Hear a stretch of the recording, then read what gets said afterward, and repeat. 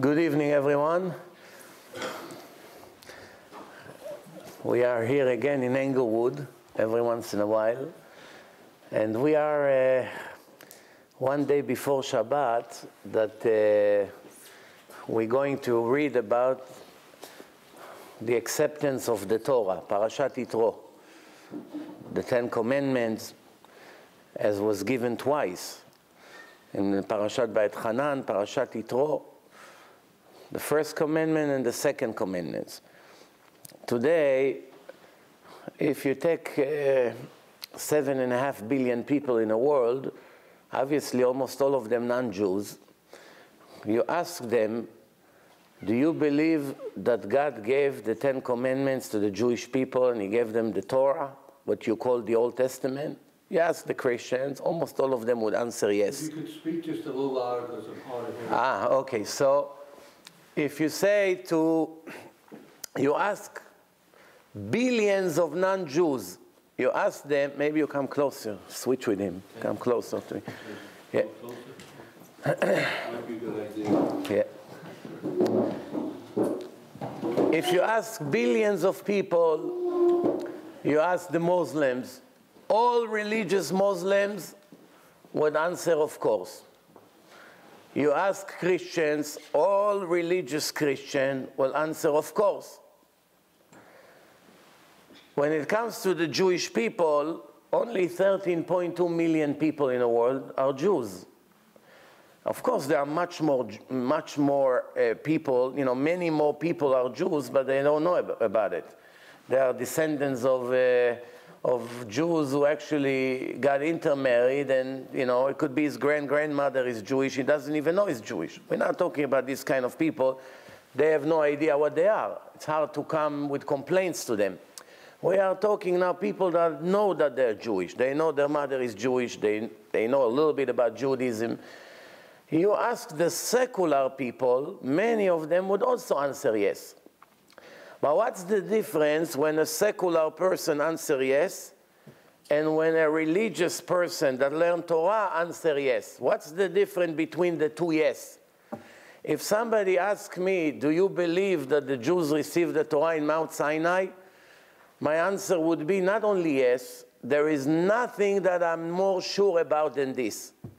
Nothing. It's so easy to know in 10 minutes, not to believe, to know 1,000,000% that the Jews received the Torah in a public event, and not only that, that the Jewish people are the only people who had a meeting with God in a public event. No other nation had such thing. Those two things are very critical for the purpose and for the life of the human being. It's very difficult to live when you have doubts in business, in marriage, in partnerships, and of course, with your relationship with the Creator of the world, if there is such thing. If a person lives in a doubt, he is automatically going to be very weak in the religious decisions that he's going to make in his life. Usually, a person becomes more religious when he goes into the hospital. As soon as he goes into the hospital and his life is in a risk, many, not all, many of the people now will remember there is a God and will begin to pray to Him. Maybe He can save them. The doctor gave up. Nobody else can help. They begin to talk to Him. Forgive me for what I've done. Help me. If there's anyone can get me out of here, it's you. If you get me out of here, I promise you I'm going to change. I'll give you an example. I had a guy 15 years ago. He used to come to my lectures in Brooklyn. A young Israeli guy. Back then he was 23, 24. So one time, after he started to become more religious, I invited him to my house for Yom Kippur. He came to my house for Yom Kippur. And after the night prayer, we sat in my house in the deck, and he started to tell me how he came to my lecture in first place. He wasn't religious. What makes a 23 years old non-religious Israeli person that lives in New York show up in a lecture about religion? It could be a tragedy. It could be a sickness. It could be pressure from the parents.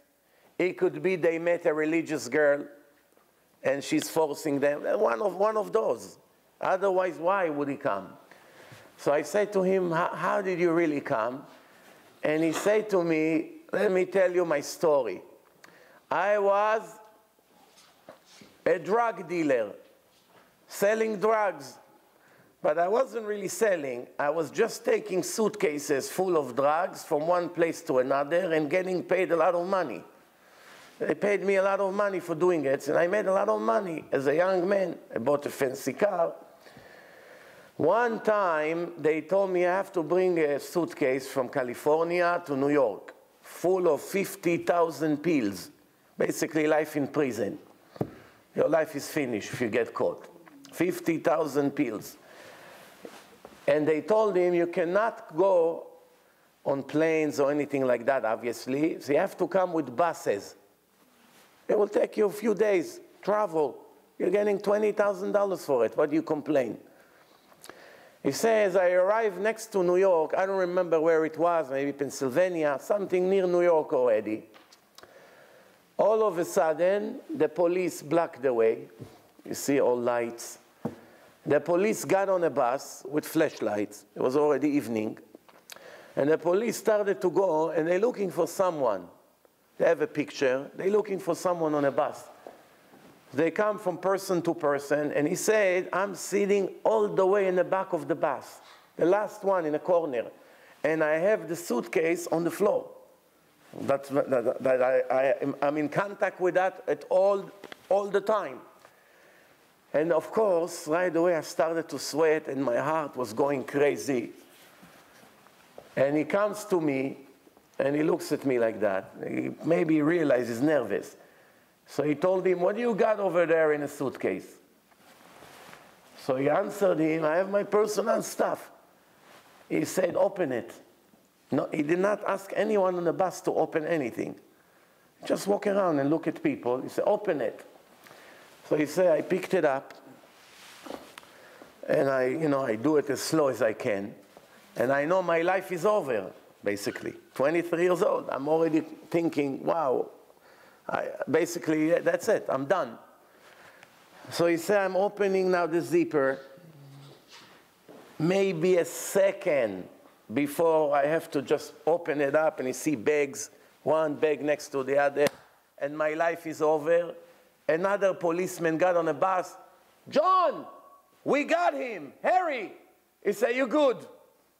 He turned around and they started to run. And the next bus, the criminal that they were looking for was there. But he told me when I bent down to pick it up, I wasn't a religious man.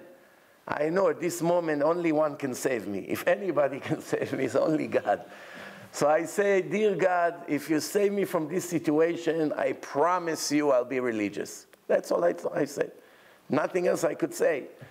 And that moment, that's what happened. And after that, I have to keep my promise. I started to ask around. They told me every Wednesday you speak here. And I came. And that's how we became religious. Not everyone can make deals with God and he fulfilled their request. He got lucky. Hashem wanted him around, I guess, free. He gave him the chance. But the end of the story is not so happy.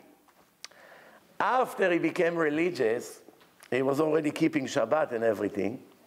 He met a girl. And the girl wasn't religious. So he started to bring the girls also for Wednesdays.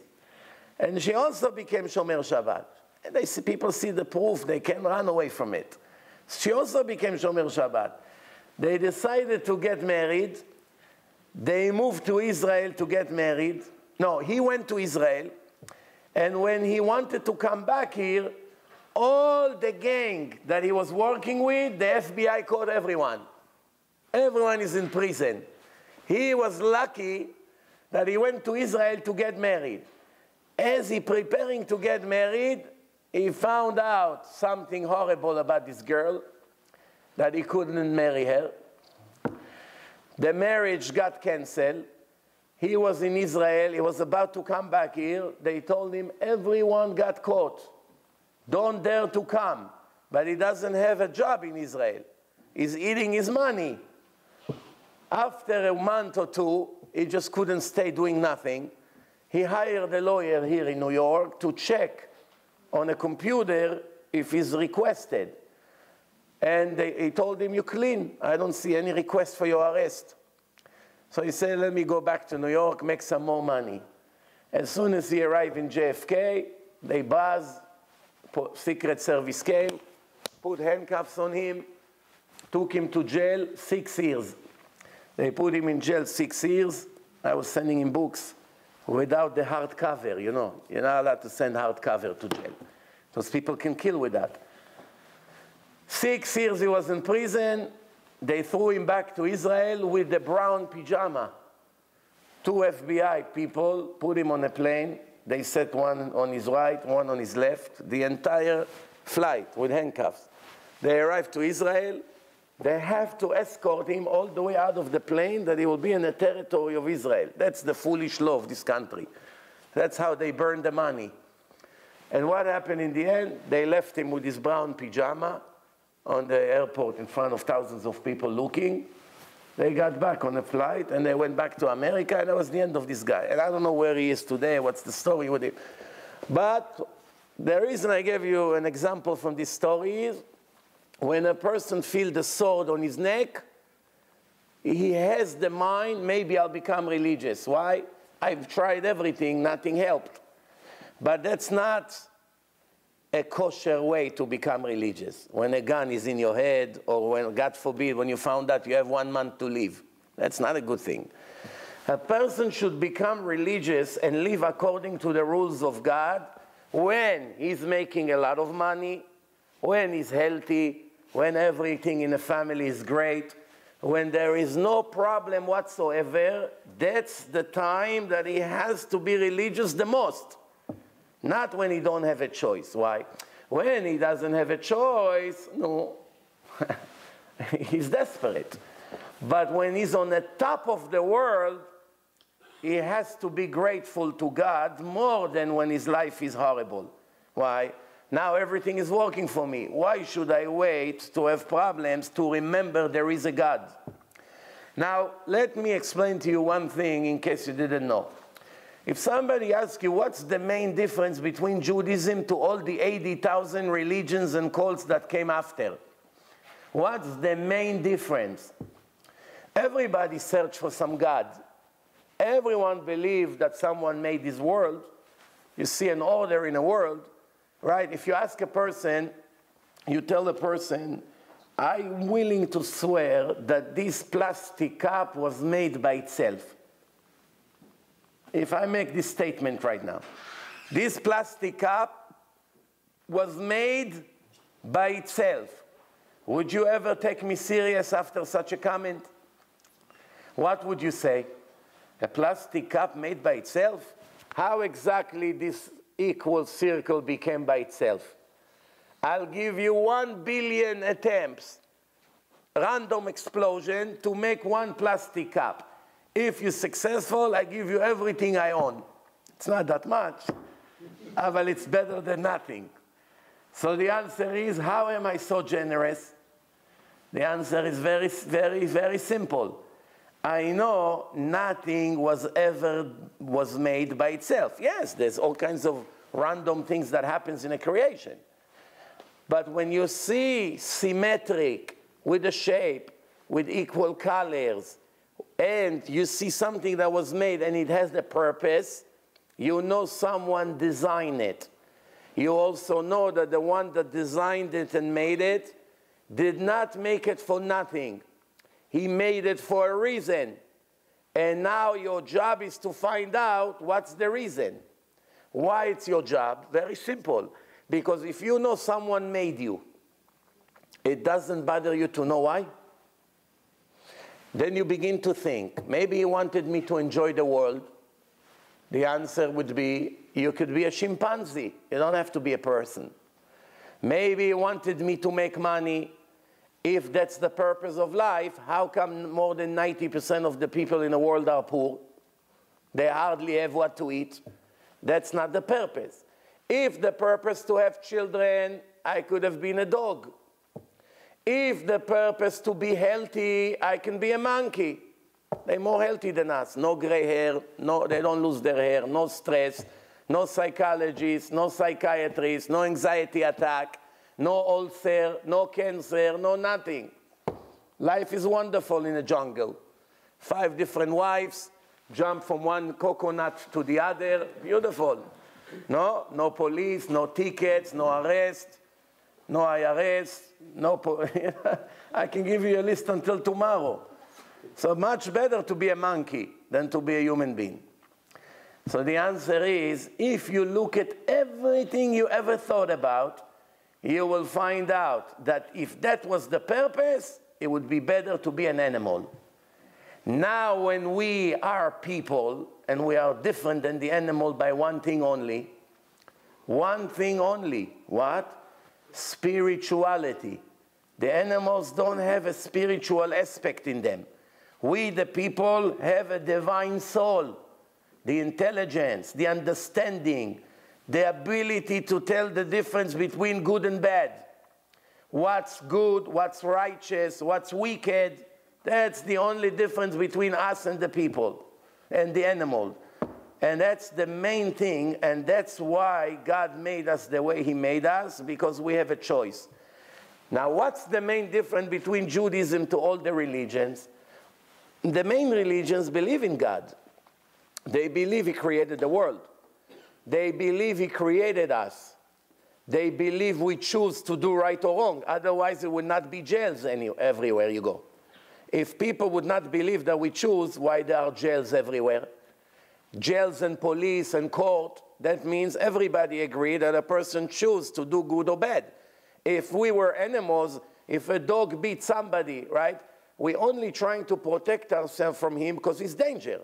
But no one holds him guilty. Why? You know, it's an animal. What do you want from him? If the lion attacked the zebra, anyone ever say, what a cruel lion? No one.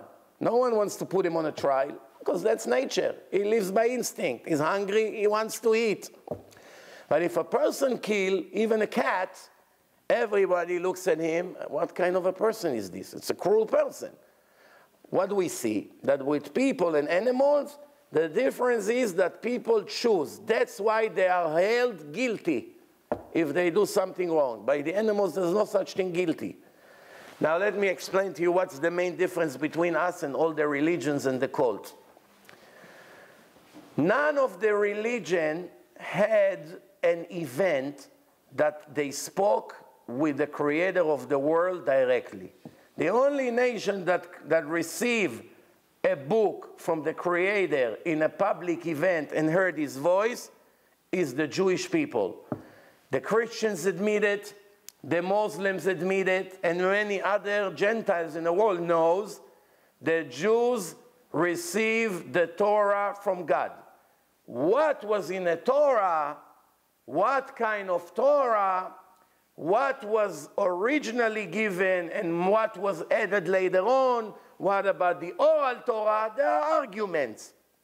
But no one almost denied the fact that the Jews are the chosen people that spoke to God and received the Torah in a public event.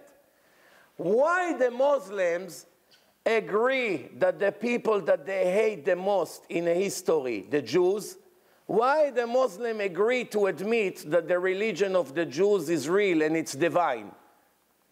When you have an enemy in court, do you want to give him credit in front of the judge that he will win against you? You want to fight against him. You don't want to give him credit. You give him compliments. The judge say even his enemy admit that he's a good person and he's right. So how can I go against him? If his enemy admit, that means he's right. So the Arabs, the last thing they wanted to admit is that the Jews received the Torah from God. So how come they wrote in the Quran that God gave the Torah to the Jews in a public event? Why? It's against what they want. They want to destroy the Jews. They don't want to leave any memory from the Jews, like they do now in Temple Mount. They try to break all the archaeology underneath, not to leave any evidence that the Jews had the temple over there. So why they admit it? Why the Christians that have so much anti-Semitism against the Jews, why they wrote in their book that the Jews received the Torah in Mount Sinai in a public event? It's also against themselves. It would be much better for those nations to come and say, whatever the Jews told you until now, it's all nonsense. Don't believe them, they made it up. The religion began today. Today, that's the beginning of the religion. When Muhammad received the Quran, today, it's the first time that God spoke to people. Everything that you heard until now was all nonsense. Today, religion begins. And they write whatever they want. They don't have to write anything from the Torah. They make up different names. Why they had to call Ibrahim, Yusuf, all these names from the Torah? Why they have to continue the stories of the Torah? Why? It would be much better to wipe out anything Jewish and start from fresh. No one would ever know by the Arabs who was Abraham, who, you know, how the Jews claim that they got the Torah. Slowly, slowly, we'll kill all of them, and no one would ever know about it. It will be a lot easier for them. So why they did it? The answer is, if I come today as a faker to make a new religion, to invent a religion, I want to come to a group of people, and I come with a book. And I say, ladies and gentlemen, God gave me this book. I am the prophet. All of you have to listen to me. So I'm bringing you the book. What's my incentive? I want to be a leader. I want people to give me money. I want honor. I want to control. I think I'm the smartest. I want everyone to admire me in history. As a faker, I made it up. Now, when I write this book, imagine I write right now, there is no such thing September 11. The twins never fell down. There is no such thing the twins. There is no such thing an attack on downtown Manhattan. People made it up. Don't believe them. I'm telling you, this is the new reality. There was never 2 buildings down there. No planes ever hit them. Everything people told you until now, it's a lie. Don't believe them. Listen to me. This is a new beginning. Anyone would take me serious? Anyone would listen to my book if I write such a thing? What do you think? Yes, they would. They would? Why? We see it in today's world. We see it in today's world. What do you see today? We see. Do you see anyone who tried to deny September 11? We see what?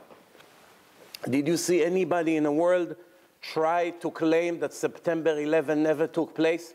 Yeah, already the people Muslim saying world, that, a yes. lot of them are saying that. Yes, and they also say the Jews were behind it.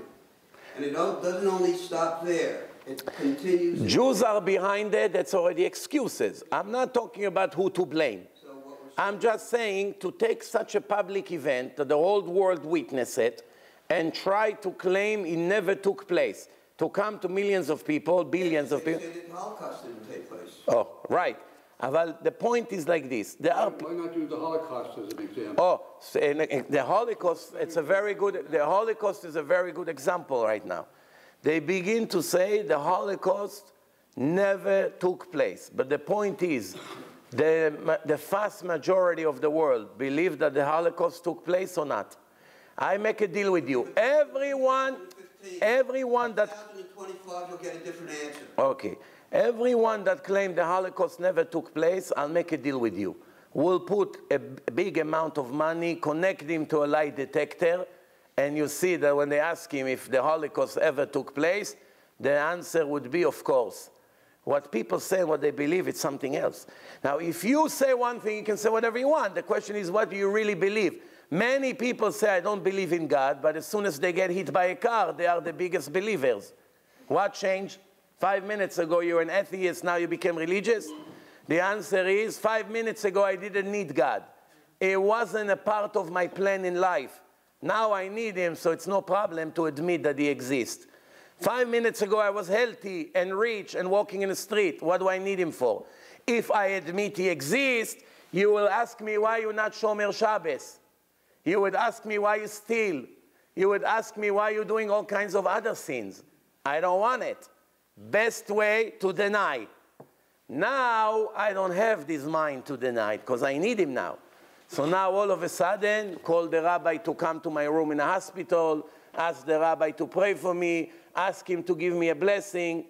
Now let me explain to you one thing that most people in the world do not pay attention to. Can you come to a group of millions of people and convince them that something happened to them if it never happened to them? Can I come to 4 million people and tell them a story? All of you were in Saudi, and I came to Saudi, and I took you out of there by force. I knocked down all the Saudis. I broke their cities. I split the ocean for you. You went through, the Saudi army came, I made them drown, I gave you bread falling from heaven, you heard my voice coming from heaven. Can I come to a group of people and tell them all these fairy tales? Would I make myself look like such a fool? Do you know anyone can come? If you come and talk about something that happened 500 years ago, you can say whatever you want. No problem, nobody knows anyway what happened. That's how Christianity started. People started to tell stories about someone that lived 100 or 200 or 300 years ago. Between 70 to 300 years ago. Nobody knows exactly, but at least 70 years ago. No one ever saw JC.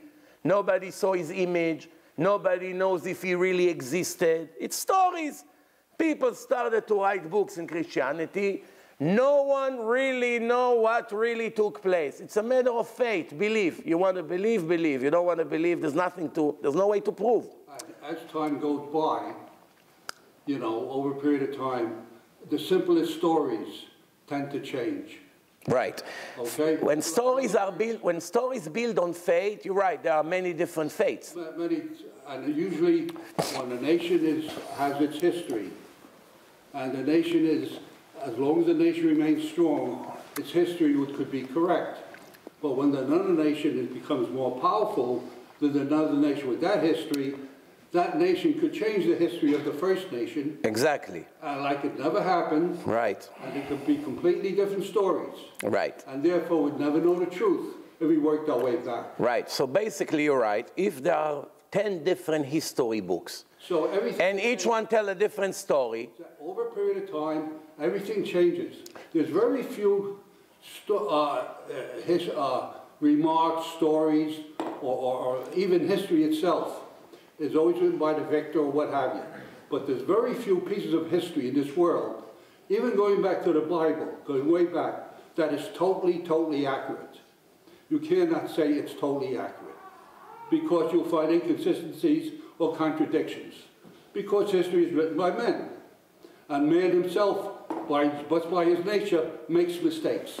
Right. And he's also influenced by his own thinking. Now, can you tell me what's the difference between a history book or a divine book? A history book? History or divine book? Book from a divine origin, a book of religion. Can you tell me what's the difference? Obviously, they have a different purpose. Yeah. History could be a part of a divine book. But the purpose of a divine book was not to tell the history. By the way, it also teaches history. Well, we have to use a definition. What is a divine book? Oh, here we go. Back and discuss that. Right. No, you tell me. You tell me based on. You don't say that's a divine book. Okay, based on your opinion, how do you define a divine book? A divine book? Yes. I would have to at the beginning, if I came across a divine book, I would have to have a lot of proof that it is divine, that it did come through miraculous conception, this book. Very good. You're on the right track. Now go to the next step. Assuming the book... You decide it comes from miraculous conception. Oh, so what would you call a solid proof that the book is divine? Proof? Yeah. What would convince you that the book is divine? How? If I tell you stories on a book, when you say the word proof, scientific proof you're talking about? Well, What it would kind? have to be a combination of everything. Man is logically made, and man, God gave us, and I believe in a God, don't get me wrong. Yeah. I'm probably above an atheist. I'm not an atheist. Right. Thank God I was born a Jew. Yeah. I say that, but I'm not a religious Jew. Okay. But thank God I was born a Jew, because if I was going to be born any religion, that's the religion I want to be born to. But why? Because it's the richest and purest religion there is, of religions, okay? So you're gonna, I don't want you to put a word in my mouth. But what does it mean richest? Richest in what way? Richest in its history. It's the most creative, it's the original thinking. We brought... Why? I can contradict you. Our religion brought the invisible God to earth. Until then, we prayed to idols, we prayed to dogs, we prayed to cows. It's the first religion that had an illogical conception of modern man, that there's more than what we can see. Okay, but I tell you what my problem with what you just said. You just said something based on your belief. But I said that the Jews cannot prove that this God exists. They cannot prove that the God exists, and they cannot prove that he had religion. If there is a God, doesn't mean there is religion. If I could prove either way that God does exist or does not exist, I would know what I want. Therefore, I'm in the middle. No. But I think you misunderstood me. Try to pay attention to what I say carefully. I said, first, let's go like this. How do you know for sure the world has a creator? How do you know for sure the world has a creator? I don't know for sure. Because... No, not believe. How you know for sure? How do you know for sure? Yes. It could be because of the theory of the Big Bang that took place. That's a theory. That's not a proof. How do you know for sure that there is a creator? There is a creator? How do you know for sure? When you say is a creator, you're talking about a living creator, or it could be a creator just that came about? Oh, it could be any kind of creator. Okay. We are now talking in the moment of the creation of the world. How do you know the world has a creator? Do you think that such a world can become such a fantastic, amazing, perfect creation by itself? So you want to say it's miraculous design? Yes. Okay, you could say miraculous design, but then again, you're making an assumption that an individual power that always existed. Now, before God existed, or God always existed, let me be corrected, he made earth. Before he made earth, was there anything? No, but you see, you're going off the subject now. Before he, I'm getting back to the subject. Before he made earth, what was there? Space. Space. Space. Endless space. Endless space. And when he made earth, right? Right. He made earth and he made the sun. Yeah. All the galaxies, all the stars. Why did he make a trillion other planets throughout the universe? Okay, so now, so the answer to that is the Torah already answered it. It says in the Torah, "S'u marom enechem ur'u mi bara ele." Pick up your head to the sky, look at all the stars, and be amazed for the army of heaven that I created, and all of that I created for you. Okay, that's an assumption right away. Not an assumption. Oh, you're taking a book, you're making a wait, okay. That's why I say let's go one. Who wrote that? That's what I say. Let's go one step at a time. One step at a time. First, by the creation of the world, we understand there is a creator, right? It wasn't done by a random explosion. Your brain can be done by a random explosion. What happened to evolution?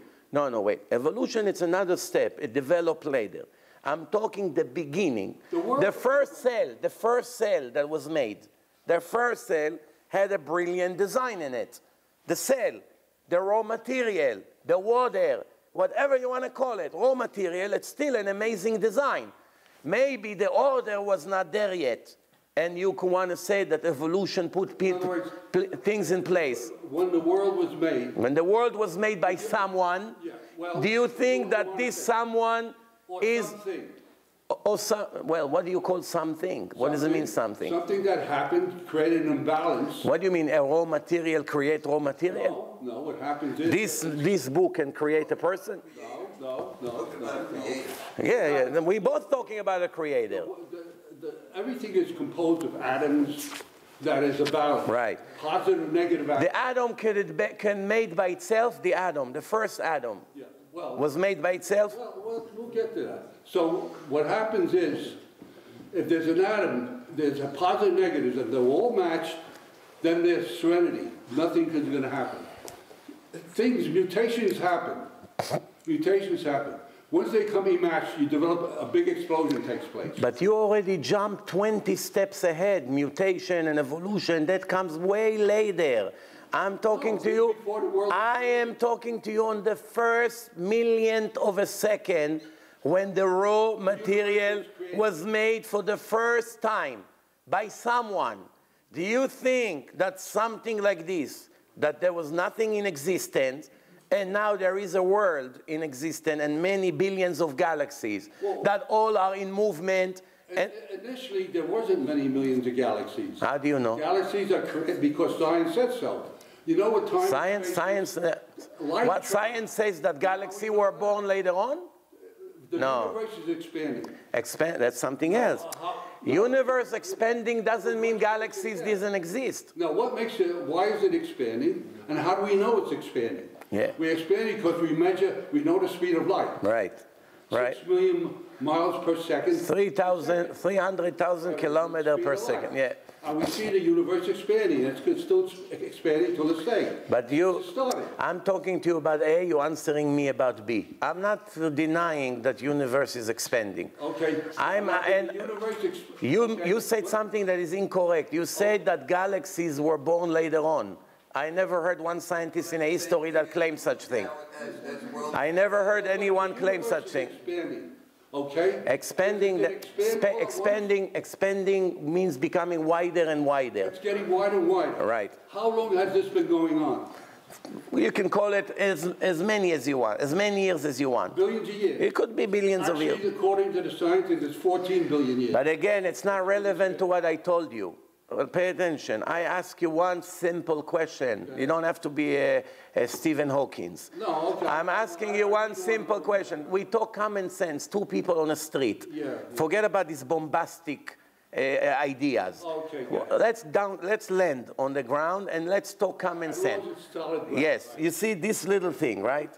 Yeah. If I saw it on the moon, if I landed on the moon for the first time and I saw this on the moon on the floor, this, I don't know. No, you wouldn't see it on the moon. If I saw it. Let me explain. If I saw it on the moon. That means someone had to make it there. Oh, that means someone. Had to be made. It had to be made. Right. What made you? What? Had to be made. Okay. So the fact that I found it on the moon, is that a proof that someone made it, or it came there? It was made by itself. You're using an impossible hypothesis to try to make a point. If you found this on Earth, someone made it because there's life on Earth. Right. No. Okay? I'm talking on the moon. You need life to make something. But there's a reason why I told you on the moon. There is a reason. I know on Earth that someone made it. I'm even willing to swear on it. I'm talking to you, if I land on the moon for the first time and I saw it over there, will I swear on my life that someone made it there? Would I agree to swear? Would you agree? Or someone left it? But would I swear that it was not made by itself? Would you swear that it was not made by itself? This.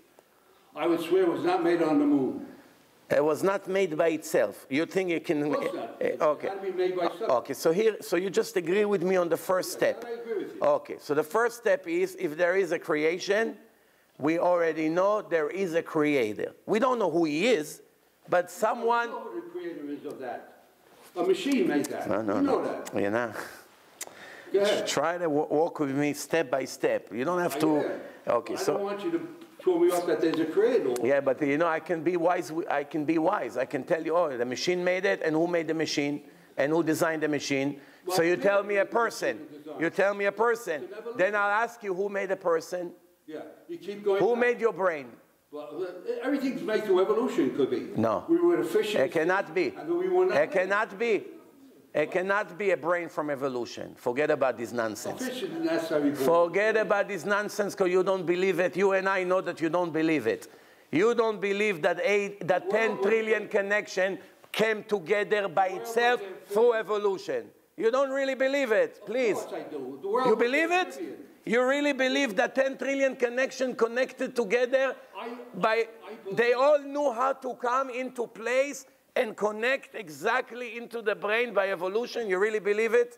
How do viruses develop? Wait. You answer what I say. You really believe that a brain of a human being, size of an apple, that has 10 trillion connection, was made over billions of years, that all the wires and the water and everything knew how to connect in the right place, that if you cut one of them, the person cannot function? Two evolution is totally possible. Two evolution. Man was much more simple. All right, let's move on. There's no point of arguing. Okay, go ahead. We'll never agree because we're going from two different places. Go, okay. I have a question. Why can't you work together and have a discussion about why science, people that are not religious, let's say they're religious, some are religious, some are not, people from the Technion, could be from Weizmann, whether they're religious or not, why so much in the clerical or the theological professions, they're quick to discount modern science in a negative way? Why can't we work together such that we can both explain and see why it's compatible? Some of the stuff he's saying, it might have been not the right scientific words, and he didn't answer you in the right, but some of the science is, for instance, he talked evolution. Evolution has to do with time. Yeah, wait, but allow me to stop you right here. For only one reason I'm stopping you. Your question is an incorrect question, and I tell you why. Because you're speaking about science in a general way, but you have to divide science to two categories. There is speculative science, and there is objective science. The religion never opposed speculative, objective science ever in a history, not even once. There's no such thing as subjective science. No. I didn't say subjective. I say speculative science, speculations, based on speculations. Scientists make a lot of assumptions, some of them logical, some of them less, and they presented as a fact. They're very good at that, as presenting assumption as a fact. Wait a second. They have to prove that fact. That has to be proven out first. Okay, so let me ask you. The theory of evolution was ever proven? The theory of evolution was ever proven? Ever? We're not talking about what You said scientists had to prove it. So I'm using what you just say against what you say. Okay, let me give you a The theory of evolution of Darwin, was it ever proven scientifically? Yes. Absolutely not. Not only was not proven, it was proven as wrong, and all the followers of Darwin completely changed it. The theory of Darwin and the evolution, what they claim today, it's two different theories. Completely different. Explain this. it's considered. That's all I'm asking religious people to do. Consider it. Now, Well, let me make a point with now, evolution, it's not something that contradicts the Torah. Okay. It does not contradict the Torah. But there are but the beginning, when people come and claim evolution, we ask them only one question: evolution, fine, but who started the process? Oh, there's no argument. Well, we're going back to the Big Bang again. You keep jumping up and back. So Big Bang, he's calling a Big Bang a beginning. Do you believe that a Big Bang random without a creator can create such a world? I say this. You believe such thing? It can happen. We And it was proven. only able to consider the random explosion. You talk about the Big Bang. Why isn't that within scientific reason? He talked about a positive negative charge, right? What's an explosion? Positive and negative. So it's still natural. Yeah, but did you ever find an explosion? Did you ever find I tell you, I'll make a deal with you. You make 5 billion explosions on your free time and make me one nice picture on the wall that people would pay money to buy. Called Teva. No. Random explosion that will create an... I'll tell you what. I'll give you 10 billion attempts to make explosion to create one simple thing on Earth. One thing. Anything you want. A cup, a picture, a key, a napkin. And plus, where is all the debris, all these attempts? Where are they? Where they disappeared? We never found them anywhere. You ever hear of a cyclotron? Did you ever hear of a cyclotron? No. A cyclotron is a machine that's designed to split atoms. So? We can split atoms. Right. By splitting the atoms, we make other things. Whatever we do with what already nature has, I'm not arguing with you. Right. I'm talking to you. Who created nature? That's the argument. Who created and designed nature in such a perfect way? You claim it was made by itself, and I claim nothing in a history ever was made with a design and a plan and such a sophisticated way by itself. Show me one more thing in a history that was made by itself. And then we'll argue. One thing that was ever made by itself. Even this you agree that it cannot be made by itself. Well, you're going back. Of course, made by a machine. Who made the machine? We can go around in circles. Yeah. Okay? But let me give you one simple example that did not require science to a degree. You could be very almost illiterate and understand this. Let's say a person goes to a tree, right? He cuts the tree in half. How old do we know that tree is? How old is it? Based on how many rings it has. About how many rings? Yes. If the rings are wider apart, that means it was a good year. Because it grew, had much more. Right. When we're closer It got together, fatter. it seemed there wasn't much rain. Yes. Now, you go to the North Pole, or the ice cap. How old do you think that ice cap is? They didn't know, the scientists, but they said, let's use, like the oil drills, they dig 10,000 feet deep into the sea and all that. They took samplings of the ice going all the way down. They went down like 3-4 miles. And they brought up the total samplings. They noticed there was layers in the ice. And they could tell that between the layers, there was a certain amount of sediment, and then there was another layer. That shows it was the seasons. When it snowed, when the snow was over, that year was over, and a new snow took place. And they counted all these layers. How many years did it take to take these layers?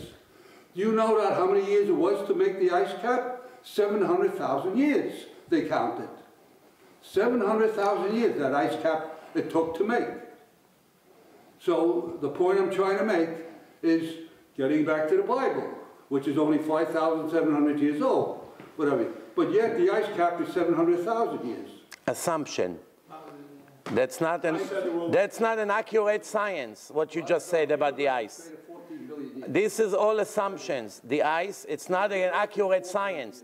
You see, you're already looking at a theory and an assumption, and you're calling it an accurate science.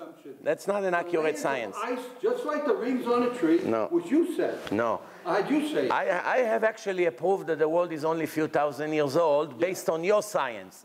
Right. Okay, What? I'll tell you, sure the scientists, they say that every year 400 million tons of salt comes. I want to apologize. I didn't mean to get off on a random. It's okay. I didn't even hear what you said. It's okay. It's okay. You know, I'm over 80, and this is built into me. I lived through the Holocaust. I lived through a lot of things. I'm very educated, and I know what I'm talking about. And where you're coming from, I understand and I appreciate it. Where I'm coming from, it's hard for me to just accept what you're saying. Don't get me wrong. I believe there's a greater power. Even Einstein said that at the end. After he wrote his letter that there was no God, at the end he says, there is something that's keeping this all in balance. I can show you that Einstein wrote that there is a God. Yeah. No, he didn't say there wasn't a... He says there is a divine plan. No, he didn't. There's no... Yes, he said. I read his letter. I'll show it to you. I read his letter. There is something... Einstein said the more I discover and the more I discover scientific discoveries, I am amazed by the unknown, that we have no ability to reach the level of the designer, right. And this is the center of religion. That's his words, religion. Well, Religion is God, you know, in case you didn't know. Well, religion, of course, is God. Yes. And Einstein used these words, that he is amazed from the creation. Religion is hope and faith. And without That's hope, not true. you cannot live. No, religion is not. Religion is hope. No, religion in Judaism, the word Torah means instructions from the Creator how to live. We're talking about laws, but it comes down, what are the laws going to give you? You follow it, it'll give you hope, and it'll give you afterlife. So it is hope when it comes down. It's not laws, it's what that law represents. But to the best of my knowledge, all the criminals that don't follow the laws, they have a lot of hope. They still have a lot of hope. I don't think the murderers get their hope from keeping the laws, you know. Yeah, you don't go to jail if you obey the laws. You got to have... There's nothing to do with keeping the laws to hope. It's complete two irrelevant things. Nothing to do one with the other. I don't know why you made the connection between them. There's really no connection. You can have hope by keeping the laws. You can have hope without keeping the laws. It's nothing to do one with the other. But one more thing you have to know. Is it possible that a book that was written 3,300 years knew the exact number of the stars in the universe when there was no telescope? They're still discovering stars. I know. But you know that until Galileo Galilei, everyone was sure there's maximum 8,000 stars in the world. Because of our limited knowledge. Everybody thought the world was flat. Right. But it's a fact that until 400 years ago, no one even could dream that the world has billions of stars. That's a fact. Everyone knows it. That's based on what knowledge we have. Wait. When Galileo Galilei raised this telescope in 1608, the world was shocked to discover there's much more than 8,000 stars. No one dreamed that there is more than a few thousand stars. And the reason why, because you can see it. You just can't see them. Galileo, he also said that the earth revolves around the sun. Right. Orbits around the sun. Right. They put him in jail for that. Right. Because everybody knew the earth was flat. Right. And he was the first one to say that the earth goes We're not talking about other... we're not talking... Wait. What? Yeah, I want to see where it goes that the planets revolve. I'll show you. There's actually an exact number. There's an exact number. No, you're talking about two different things. You're talking about the stars and you're talking about the earth. We're talking now. I know. No. I said now. 3,300 years ago, there was no satellite, no NASA, no telescope, no mega computers to count such numbers. Is it possible that in a book that was written 3,300 years ago, it speaks about many, many billions of stars? Is it possible? What? You think it's possible? Number of stars? Yeah. I don't see how anyone would have known how many stars are in the earth. The educated ones, the astronomers, the so-called astronomers. No, but education, it's something that exists, and you have access to it to learn about it. Yeah. The number of the stars in the mind of the people, nobody even dreamed that there's such thing, more than 8,000 stars, because there was no way to suspect such a thing. I don't know how they even came up with 8,000 stars. Someone just had They were standing on a mountain and counting manually. Sitting and counting? Right? Manually. That's the only way. You know, once there's no telescope and there's no spaceship, there's no way to know. They counted because the stars are totally around the world. So they're only counting them at night. They're not counting the ones behind them. That's why it ranged between 6,000 to 8,000 stars. Yeah, one little part of they have 6. Right. It's all around, so they couldn't possibly count. Everyone agreed that there's no way to tell an exact number, but also everyone knew that we're talking in 2000s. Yeah. Nobody would claim 400 years ago, before Galileo, that there are billions of stars. Of course, we didn't have the technology to know that. Now, what if I show you in the Talmud, which was written 2,000 years ago, that it's bringing an exact quote that God said, how many stars he created in the universe, and is 19 digits number. 19 digits, yes. If I'll show it to you in the Talmud, what would you say about that? I'd like to see. It would be a nice thing to see. You have Gemara here? Why, Bring me Masechet Brachot, please. why they would come up. You have, bring one with English that he can read. But even that, my question is, Yeah. who said it and how did he arrive at his conclusion? You're going to read it in your own eyes in a minute when he brings It it. would be interesting to see.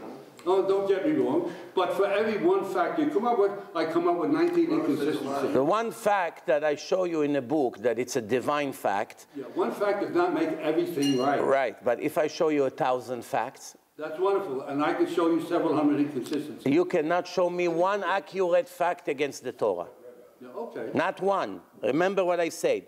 You're going to bring me all the things you learn in your life, and you're going to see one by one, and I'm willing to do it in front of 3 judges with you, that everything you will claim, it's all theories and assumption. That's what the Torah is. That's what you No. Oh, that's your mistake. That's your mistake. How do you That's your mistake. That's another assumption, what you just said. Here, let me show you. You don't have one in English? You don't have art scroll? No art scroll? I like one in English because I'll show it to you later. most scientific books I've read have been easy for me to understand. It's in English. Here. I'm going to translate. You're speaking Hebrew in English or no? A little. Okay, here. I'm showing you right now. This is what it says. It says, shh, this is what God said to the nation of Israel. My daughter, 12 legion I created in heaven. In each one I created 30, excuse me, I skipped a line. I created 30 armies, and in each army I created 30 legion, and in each legion I created 30 raton, and in each raton I created 30 karaton, and in each karaton I created 30 gistera, and in each gistera I hung 365,000 multiplied by 10,000 stars. And all of that I created for you, the nation of Israel. And you have the nerve to say that I forgot you and neglected you? Now let's do the math together. 12 times 30, times 30, times 30, times 30, times 30, times 10,000. It gives us 19 digits number, and this is written, I created. What is a 19-digit number? What does that take? Quadrillion. I only got 12. 1.3 times equals 12. Again, no, 12 times 30, 5 times 30. 12 times 30 times 30 times... I don't think a calculator can even get to that number. No, not that small. 910, yes. Who are you saying you're multiplying? Who's making a multiplication out of that? Did you hear what I just said?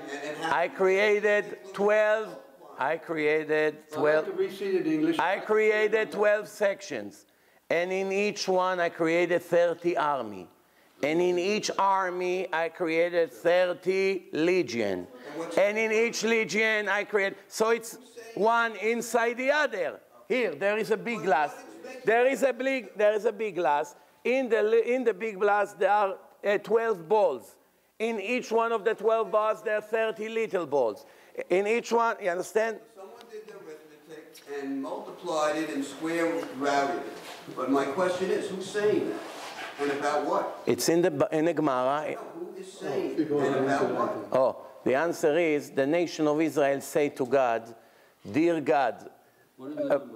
3.19302 e to the 19th. Yes, the power of 19, yeah. Yes. Yeah. Yeah. Yeah, that's a very Okay, good number. so that's But just a number. that's Someone saying- who's saying that. I'm gonna ask. I'm gonna ask you briefly. I'm gonna answer you briefly. It came from the Talmud, which is the oral Torah that we receive in Mount Sinai, and it was written in the Talmud. And this information we receive from God. We are not scientists. We are not claiming that we investigated the universe. Why do we have Well, you're telling that as a fact. That number is a See fact. who wrote that? And I don't know if that's a fact, if that's the right number. So now, You're telling me so that's now, the right number. okay. So here, And I don't know if that's the right number. I brought you a DVD that will change your life after 80 years that you lived in a complete opposite direction of the way you should have gone. Now, Bezrat Hashem, you live at least 40 more years, and you will have enough time. I'm not going to live 40 more years. I don't want to live 40 more years. Whatever you want. Whatever you want, you get. Even on that, you don't agree with me? Too long a life in that curse, believe me. Okay, 10 more is good? Yeah, 10 more, I'll be happy. I lived a full life. 10 more is happy. So 10 more years. 10 more years. More years, more mitzvot. Yeah, I brought you here a DVD that already came to scientists in NASA, in Machon Weizmann, all kinds of big shots that watched it. Not one of them is able to contradict one of the proofs that I show here. I want you to watch it. I'm going to give you a little preview of that. What is the preview? The Jewish people, the Jewish calendar goes based on the moon. On the moon. When the moon renews, it's a new month. Right. Every 30 days, approximately, it's a new Jewish month. In the old days, there was no Jewish calendar. So how did we know that today it's the beginning of a new month if there's no calendar? Witnesses had to stand on mountains and see that the moon disappeared for a fracture of a second and begin to grow again. That's when they knew it's the reborn of the moon. Okay, and it happens approximately every 30 days. Okay, now here is one time in a Talmud, which was written 2,000 years ago, the Talmud, in Babylon. So one time, witnesses came, and Rabbi Gamliel was sitting. Written in Jerusalem. There is a Jerusalem Talmud, and there's Babylonian Talmud. Combined together. No, not combined. Two different Talmuds. One. What they meant, one made into one Torah? No. There's one Torah scroll, the written Torah, all over the world, the same Torah. Yeah, but that Torah, there was one in Babylon and one in Judea, and the Jews brought them together, and because one Torah, the laws they agreed with in the both Torahs, but the sayings and thoughts, you know, the other part of the Torah was an imbalance between both Torahs. So the great Jewish minds all got together and created a balance, and they created one Torah out of it. No. This was 600 years. You're mixing two different things. Great thinking. Yeah. And they made one Torah. Okay, but remember, whatever is written in a Talmud, not everything, but many of the things that are written in a Talmud is pieces of divine information that we, the Jewish people, received together with the written Torah in Mount Sinai 3,300 years ago. Now, in case you didn't know, the written Torah, it's worthless without the oral Torah.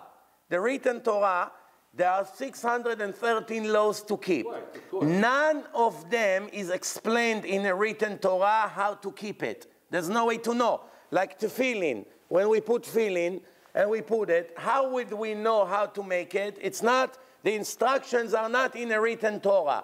We circumcise the baby. How do we know how to circumcise the babies? There's many, many details. Everything was given to Moses verbally. It was forbidden to write it down because God didn't want the Gentiles to have the secrets of his Torah. So he gave the written Torah, and each subject of the written Torah was written on a separate scroll and was forbidden to be published. No one was allowed to publish it, that it will not fall to the hand of the nations. Now, since there is no way to keep one of the laws without the oral Torah, obviously common sense requires that the laws, God will not give us a list of 613 laws without explaining to us how to keep the laws. Otherwise, what's the point? You're giving me 613 names of law and you never tell me how to do it, but you do tell me that if I don't keep it, I'm going to get punished. Right. So where is the logic here? So we have to have it. So we have to have it. So, okay, very good. Now, the oral Torah says like this, that witnesses came to the Jewish court, and they said to the Rabbi Gamliel that was sitting inside the building, we just saw the renewal of the moon.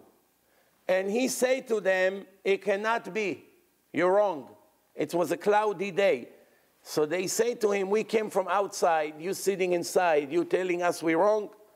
So he told them, We have a tradition that started in Mount Sinai. It was transferred from father to son, from rabbi to student. The renewal of the moon can never be less than 29 days and a half and 2/3 of the hour and 73 parts.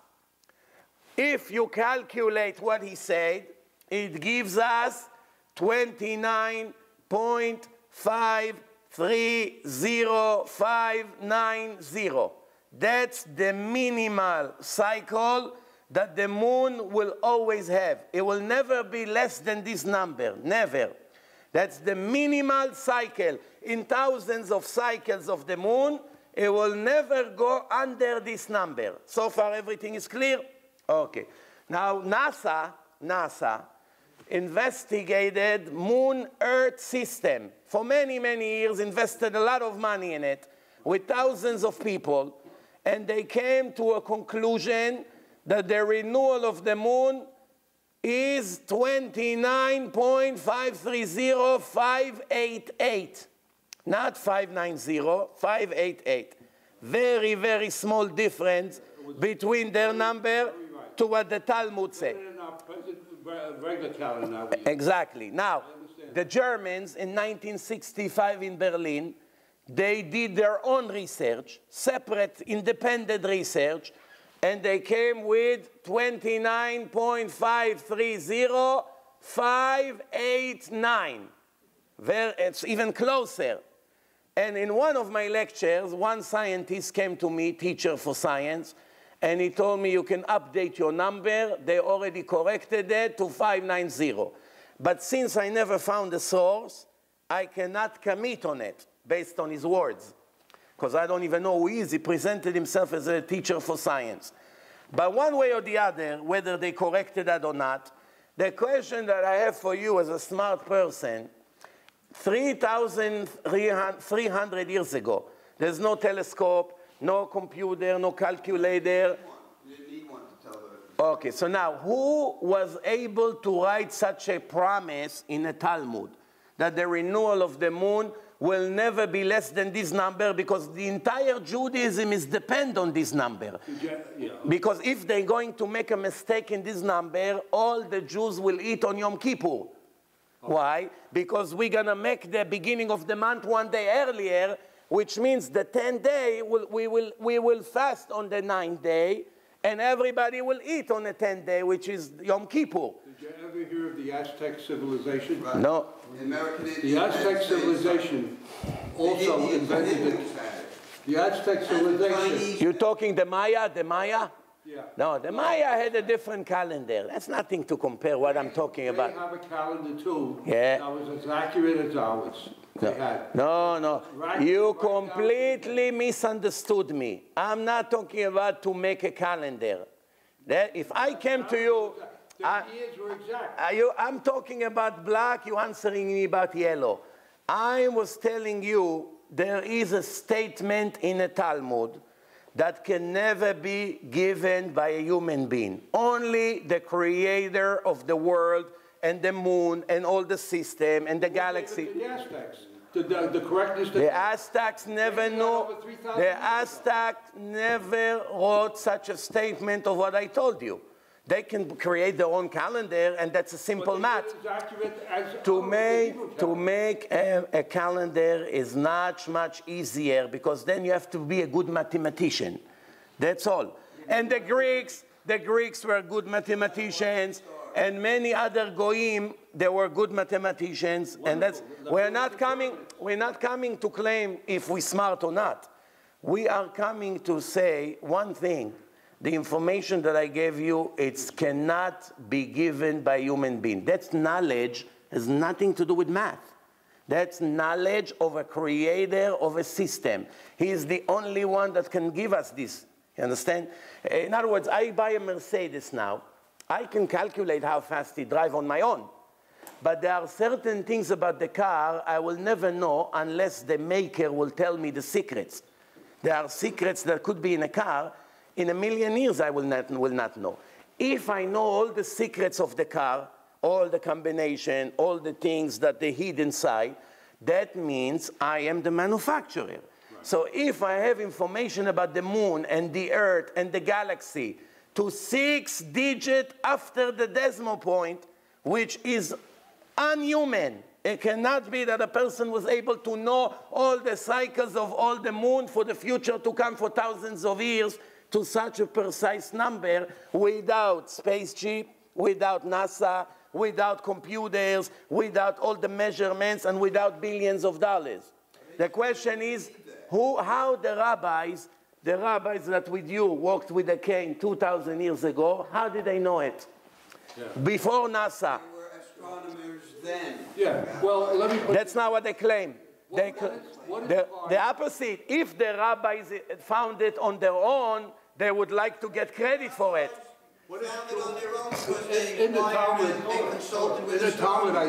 Talmud, I think they have pi, right? Pi 3.14, right? Going all the way out. Well, the scientists corrected that because in the Talmud, the pi they use there is wrong, and the scientists have the right number. The pi in the Talmud is only 3.14. They didn't go to more digits. Well, they went out more. You'll find out. No, it's not. It's based on a verse in the prophet Isaiah, and it's give 3.14. That's it. Well, the original pi. What they do in the Talmud is they use an approximation. In the Talmud, they made it. Yeah, but that's but that's not divine information. No, but that's not divine. But that's not divine. To do math, to make a mistake in math. If you and a rabbi here in Englewood have an argument about math, and you won the argument, what does it have to do with the Torah? Just because the rabbi says something in math that is different than the truth, that makes the Torah not real? Why? I don't get it. It's not. You see, you're going off the. You see, you very clever. When you see you don't have an answer, you're switching the subject to something similar.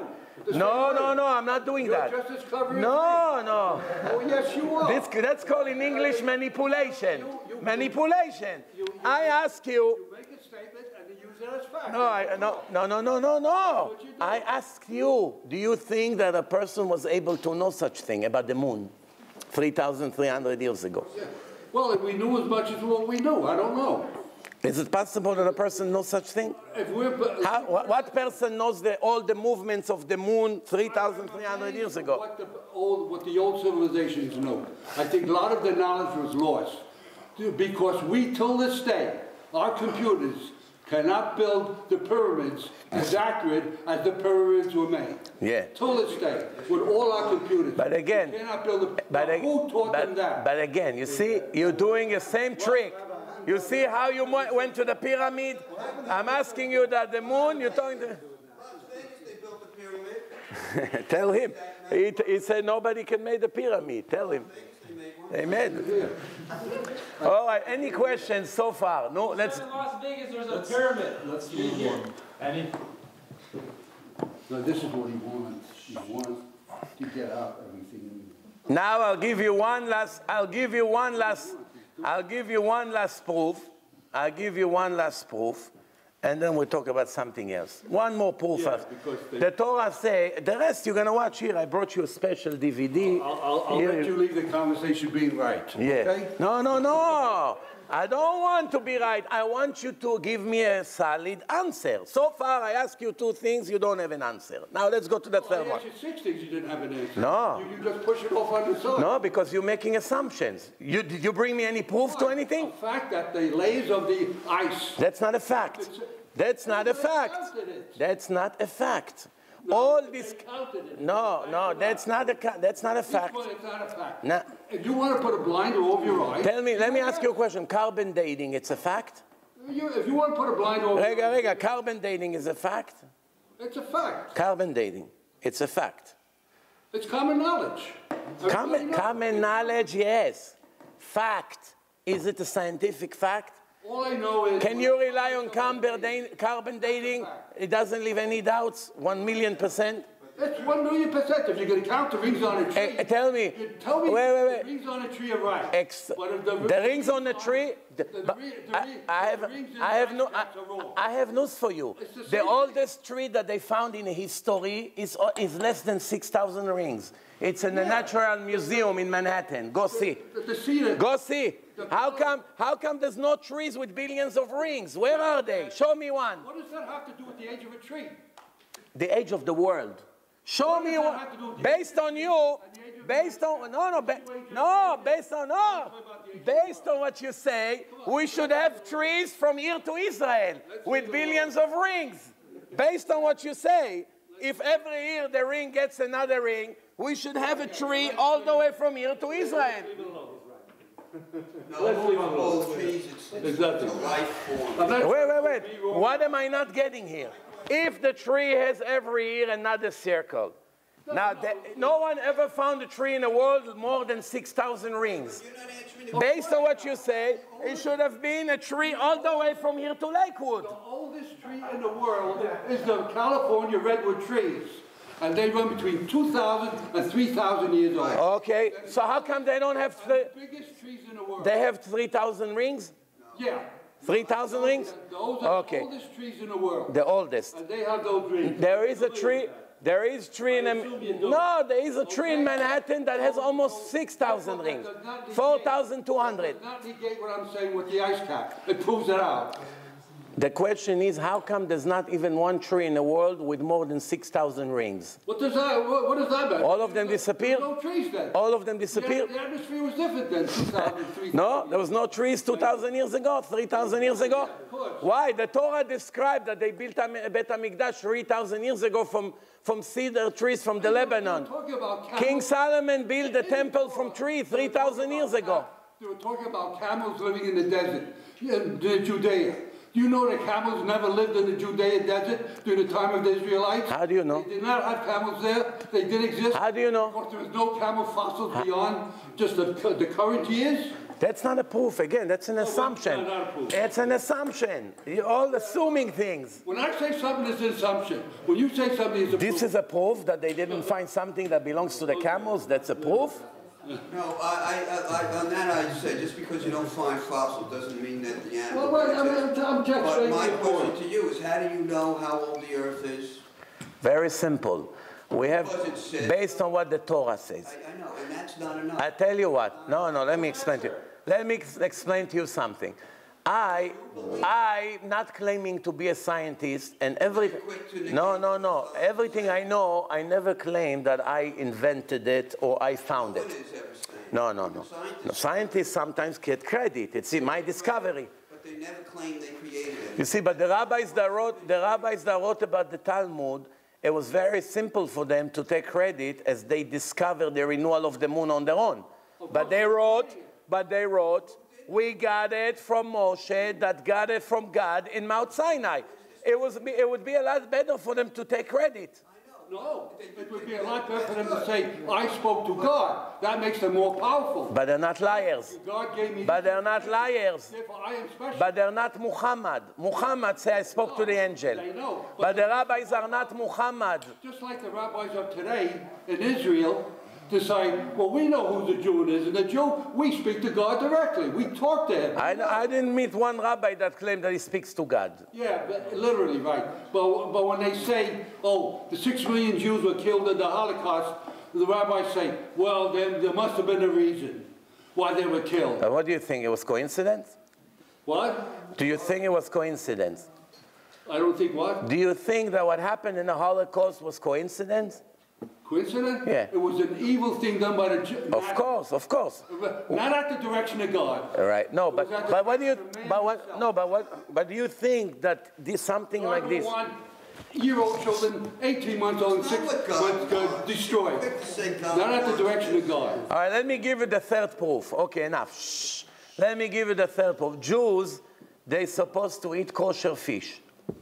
What makes the fish kosher? It has to have fins and scales. If it has fins and scales, it's kosher. If not, it's not kosher. You go to the oral Torah, again, oral. All the proofs I'm giving you, it's from the oral Torah.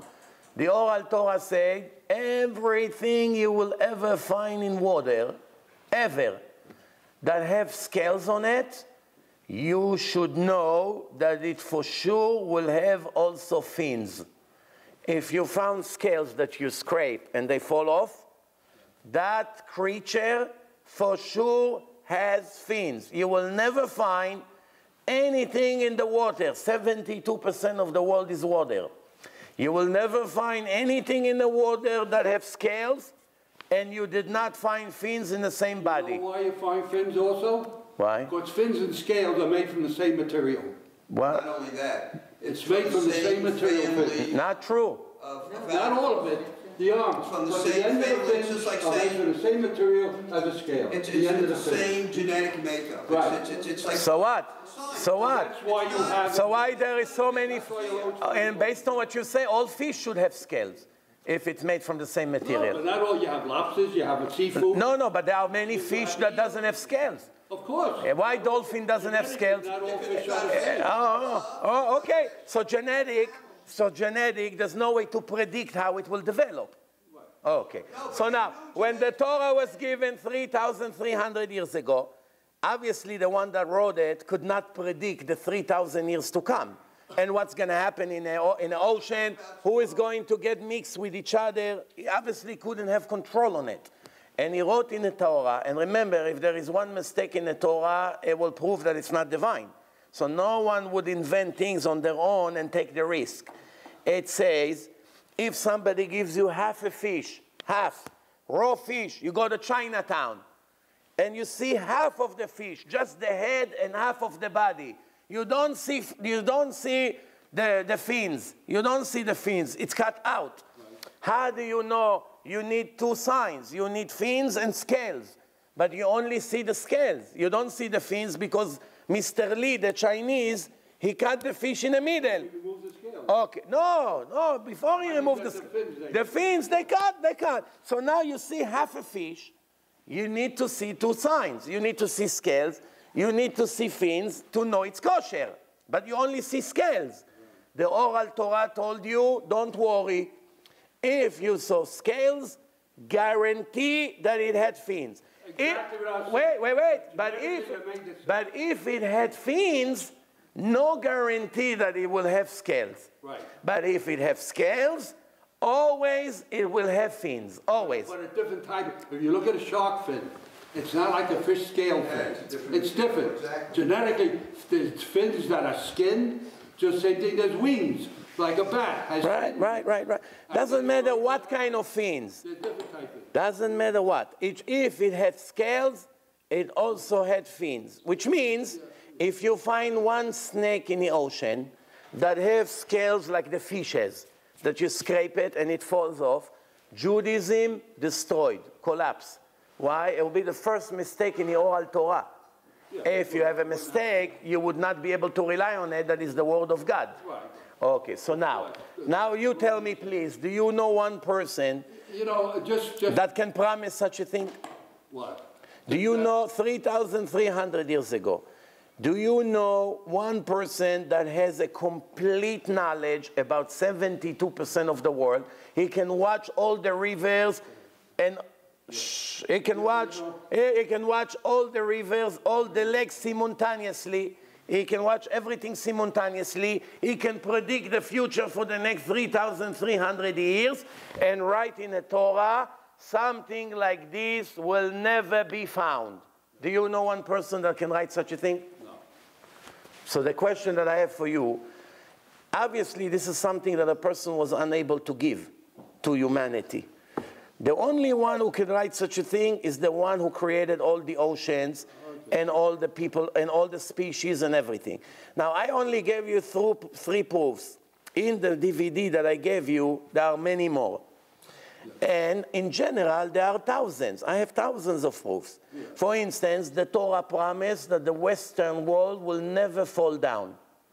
If you knock down the Western world, you destroy Judaism.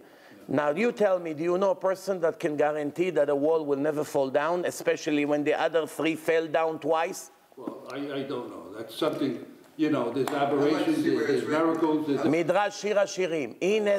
הנה זה עומד. We don't know unless the wall was knocked down, so we really don't Okay, he has the right to ask to see it. In my DVD, which I give you on the way out now, you will see the source on the screen. If you don't have patience, go to Midrash Rabbi, Shir HaShirim. Midrash, there's a Midrash, Shir HaShirim. הנה זה עומד, in Shir HaShirim there's a verse. Here is the wall standing, meaning in a present language.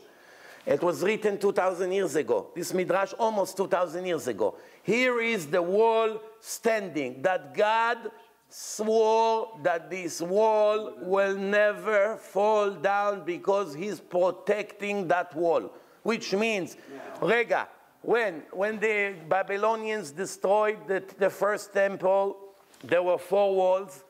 They knocked down 3. Somehow they left the western wall standing. Specifically referring to the walls of the temple, or are they referring to the wall of Judaism, or the wall of Bnei Yisrael? No, the wall, the western wall that you see today. They stay in the western wall? Yes. Here is the western wall. Yes, here is Kotlenu. You know what's Kotel? Kotel HaMa'aravi.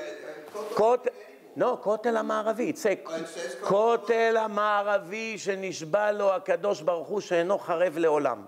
You know Hebrew? You know Hebrew or no? Okay. Then I'll see Kotel HaMa'aravi. Kotel HaMa'aravi, guarantee. It's a Kotel HaMa'aravi. שנשבע לו, that God swore that it can never fall down because he's protecting it. Now, I want to ask you a question. Imagine me coming to people and say, I'm the messenger of God. And he gave me this book, and all of you have to listen to me. And you say to me, prove to me, how do I know? And I say to you, you see this wall? You see this wall? You see this wall? And you see that wall over there. You can knock down this wall and the other one and this one. But this wall, you can never knock it down. My understanding that the walls around the city are still that's different walls. No. The walls of the city? What walls of the city? There's no walls in the city. Huh? The mosque? The mosque? You're talking about the Kotel HaMa'aravi. Kotel HaMa'aravi. I'm talking about the other remaining walls, like, for instance, the southern wall is still standing, and it's from the same time period. There's no southern wall. What southern wall? There's only one wall. What do you call it? Kippat HaSela. Harabay. That's something, that's different parts. We're talking now the 400 by 400 where the temple was. Only one wall on the western wall that we all come and face it. Now wait. But it gets better. When the Arabs came to build their mosque, they had a problem. What was the problem? It was 1,400 years ago. The mountain was very high, and the old people could not climb. So now I want to ask you a question. If you want to make a central mosque for all the people of Jerusalem, the Arabs that lived there 1,400 years ago, what's easier, to shave a mountain which is 400 by 400, to shave it down, or to make the entire Jerusalem higher? What's easier? They just built it at the top of the mountain. That's what. No, Well, look, wait. Well, you have here, listen to what I'm saying. This book, the entire book is Jerusalem, okay? This is all Jerusalem. This one is the mountain. This one is the mountain. Oh, yeah, no, well, Harabait on the top. Okay, now, just listen. The old people cannot climb from here to the top of the mountain. It's like walking up 10 flights. So now, a normal builder that wants to build a mosque on the top, what's easier, to take this whole Jerusalem and bring it up, to build another floor and make arches, or to shave a little bit from the mountain, make the mountain lower, and then build the mosque? That will take a week. You take 1,000 Arabs with shovels, they take some sand down.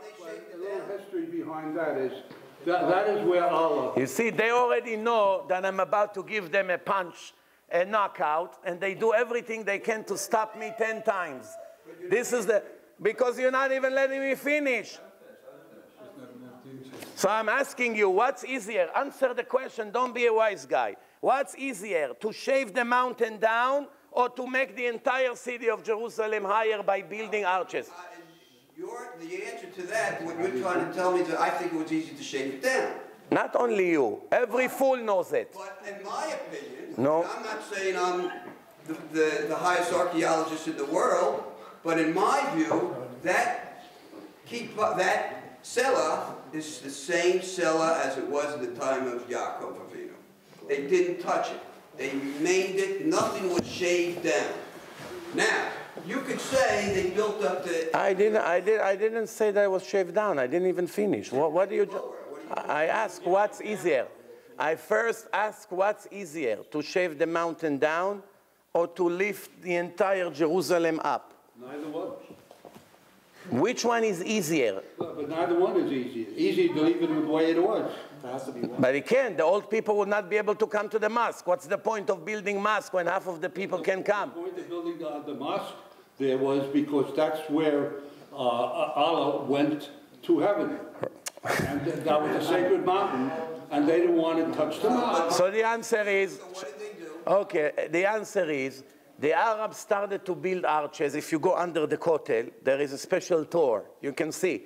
They build arches and build another floor, and they build arches again, and they build another floor to bring up the entire area around higher. And on top of it, they build their homes that the old people, all they have to do is to walk 2 minutes, 3 minutes up, and they're there instead of 20 minutes. Okay? Now, if the Arabs would do what required by common sense, to take down the mountain a little bit lower, and then, you know, they don't have to build arches and make 100 times harder. At least 100 times harder they worked. But if they'll bring down the mountain, automatically the western wall would disappear, because that's the side of the mountain. So you shave another line, and another line, and another line, until it comes all the way down to the floor. And we will not have the western wall.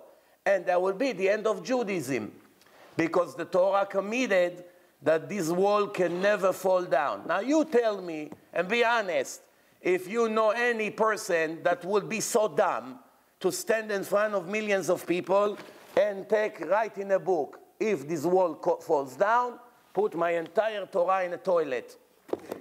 You show me one person that will do such a thing. It's my understanding that with the same stones of the western wall is built the southern wall and the eastern wall, and underneath the wall too. Yes, that's exactly the point. So you see that 3 other walls were knocked down twice, and they didn't touch the western wall. The Romans, when they came to destroy Bet HaMikdash, there were 4 walls around it. They knocked down the southern wall. They knocked down the northern wall. They knocked down all 3 walls. And when they came to knock down the western wall, the leader, his name was Fanger. Check, go in Google, check. Fanger said to the soldier, don't knock down the wall. We would leave it. And he went to the Caesar, and he told him, we decided, even though you told us to destroy everything, we decided to keep it for the people to know what we destroyed. If I remember correctly, he killed him. If I remember correctly, he even chopped his head and put it on the wall. But I can't promise. Maybe I'm mistaken. But one thing I do know, that it was the decision of the commander at the place to leave the wall standing, even though the orders was to destroy everything.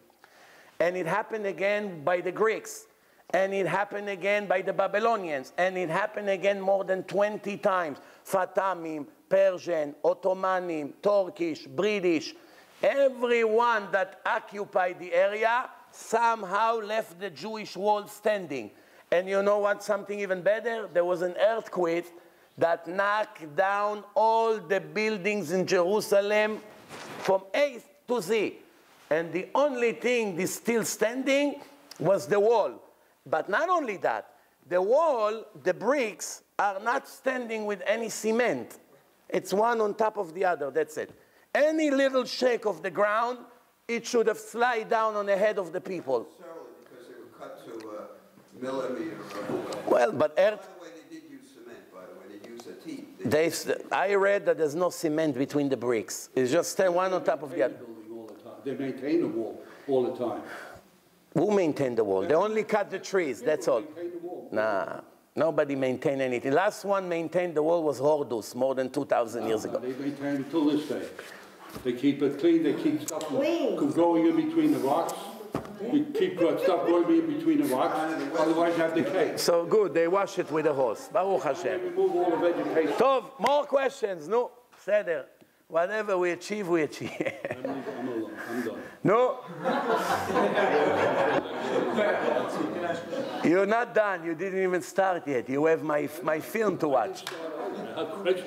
Yeah. You get your answers to your questions right there. Yeah. And then you make your comments and we'll answer Let me them. make a comment. Yeah. I thank God, okay, and the President, that I was born a Jew, okay? Why? Because it was important to me. I feel that the Jews are an ingenious people. It's a rich, it's a very rich religion. It's a religion that is the basis for the world and its laws and everything. And you couldn't ask for anything if I was going to be born anything. I'd never even offered the Torah just to Moses, not to other people. Never spoke to them. Before Moses, he offered it to the But nations. before he offered it to Jews, he offered it to other nations. Also. They all refused it. Also. He was offering it to the Jews, but First, he offered it to the other people. offered them to join. Yeah, to take his Torah and keep it. Not instead of the Jews. The Jews accepted. In addition to the Jews. Not instead of the Jews. I said first to the Jews, first to the 200 other nations, and then to the Jews. No, wrong. Oh, all at the same time? No. First, he offered it to the Jews by giving it to Abraham, the father of the Jews.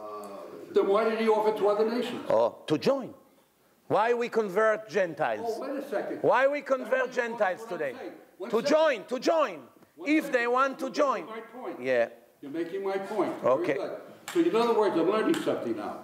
You say that God offered it to Moses and to the other nations at the same time.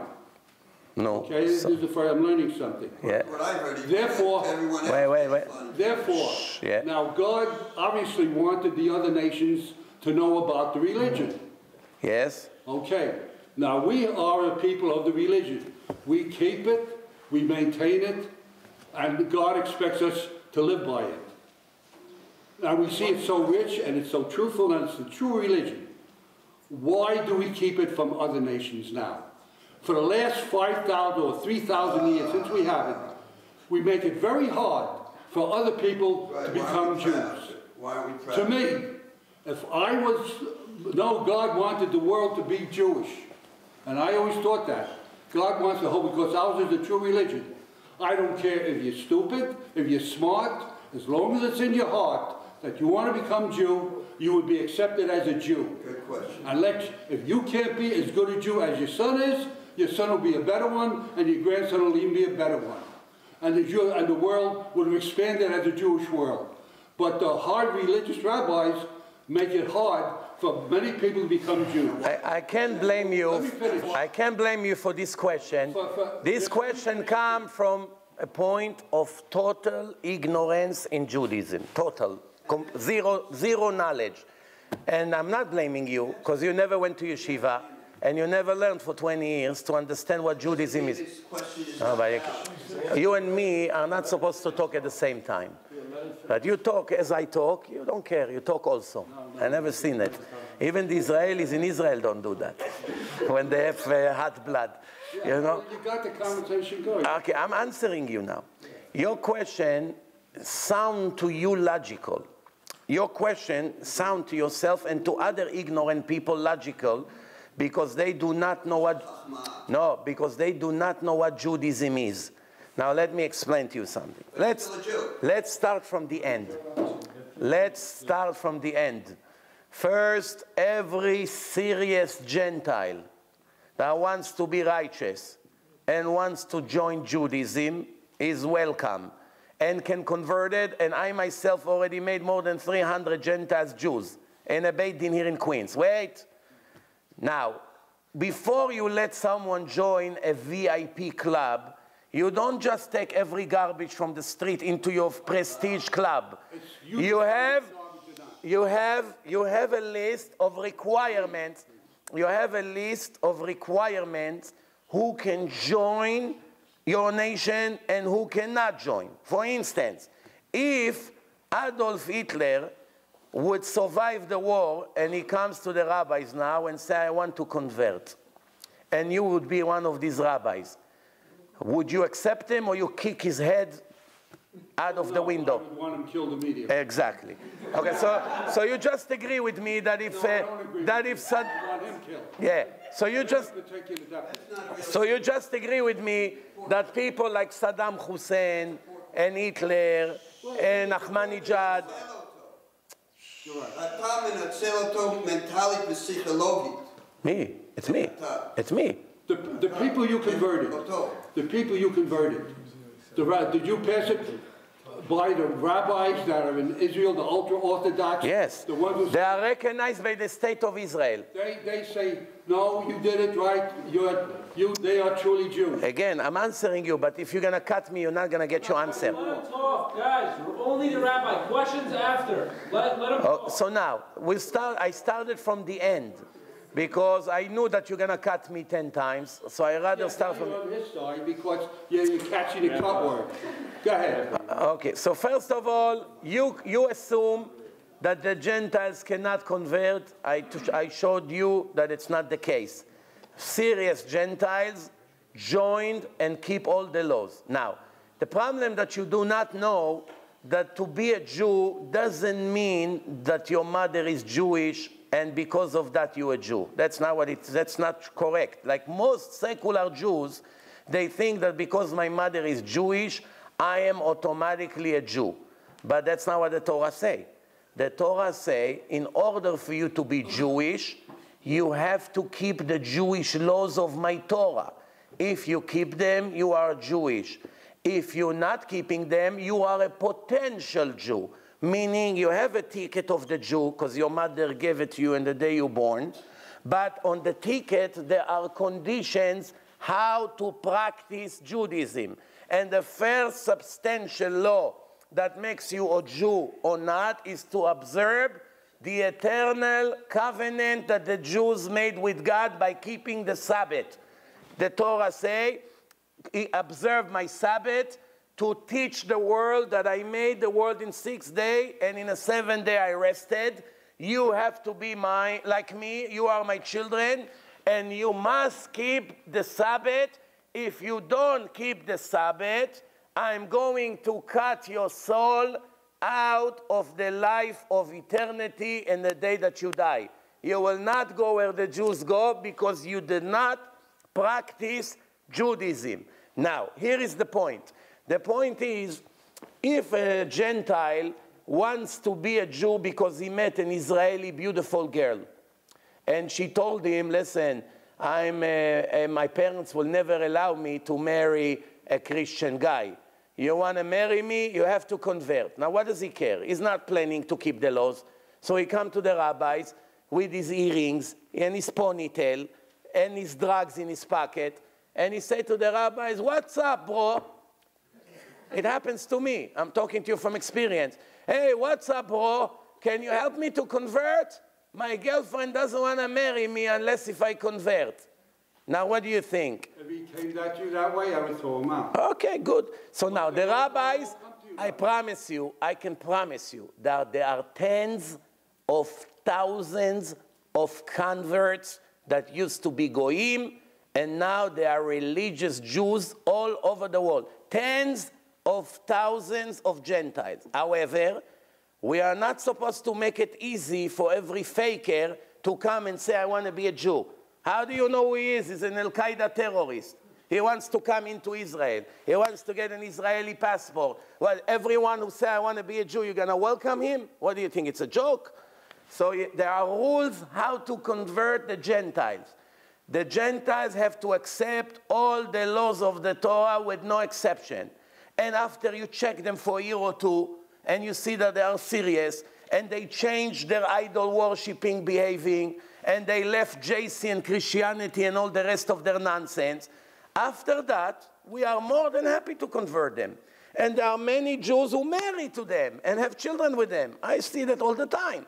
So all your statement was completely incorrect. The rabbis must be careful who they convert and who they don't convert. It's not Islam and Christianity, every garbage that wants to join it, right away you're Muslim. It's not working like that. I agree, but I disagree with you in this part. Which one? Which part? Well, okay, let me talk now. There are many rabbis that converted people, all in good meaning and everything. And you know, the power that is to be and that has the stranglehold on the Jewish religion is in Israel, the ultra-Orthodox. And they denied these and turned them down and said, your conversions are not good for us.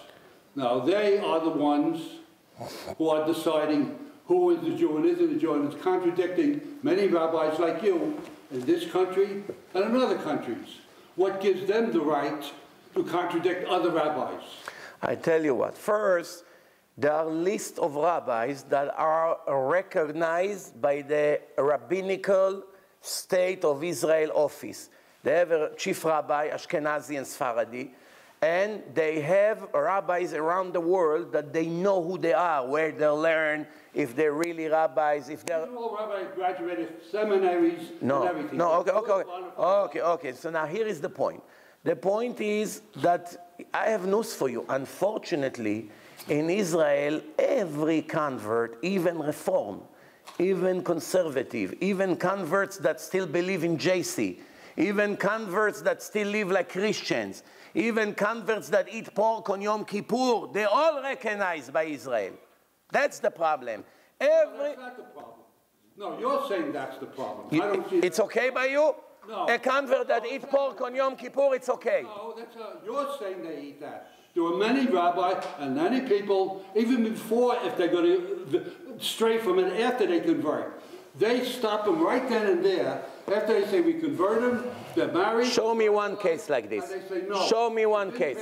Show me one case like that. Israel just passed the laws saying there are many rabbis now that their responsibility has been taken, the power has been taken away from the central rabbi and giving it to many other rabbis, where the power in the central rabbi cannot contradict them. The opposite. Where are you getting your information? Israel just passed a horrible law that every woman with miniskirt and high heels that eat pork on Yom Kippur in a Reform shul. Talk about who don't eat pork, and they're You're not listening.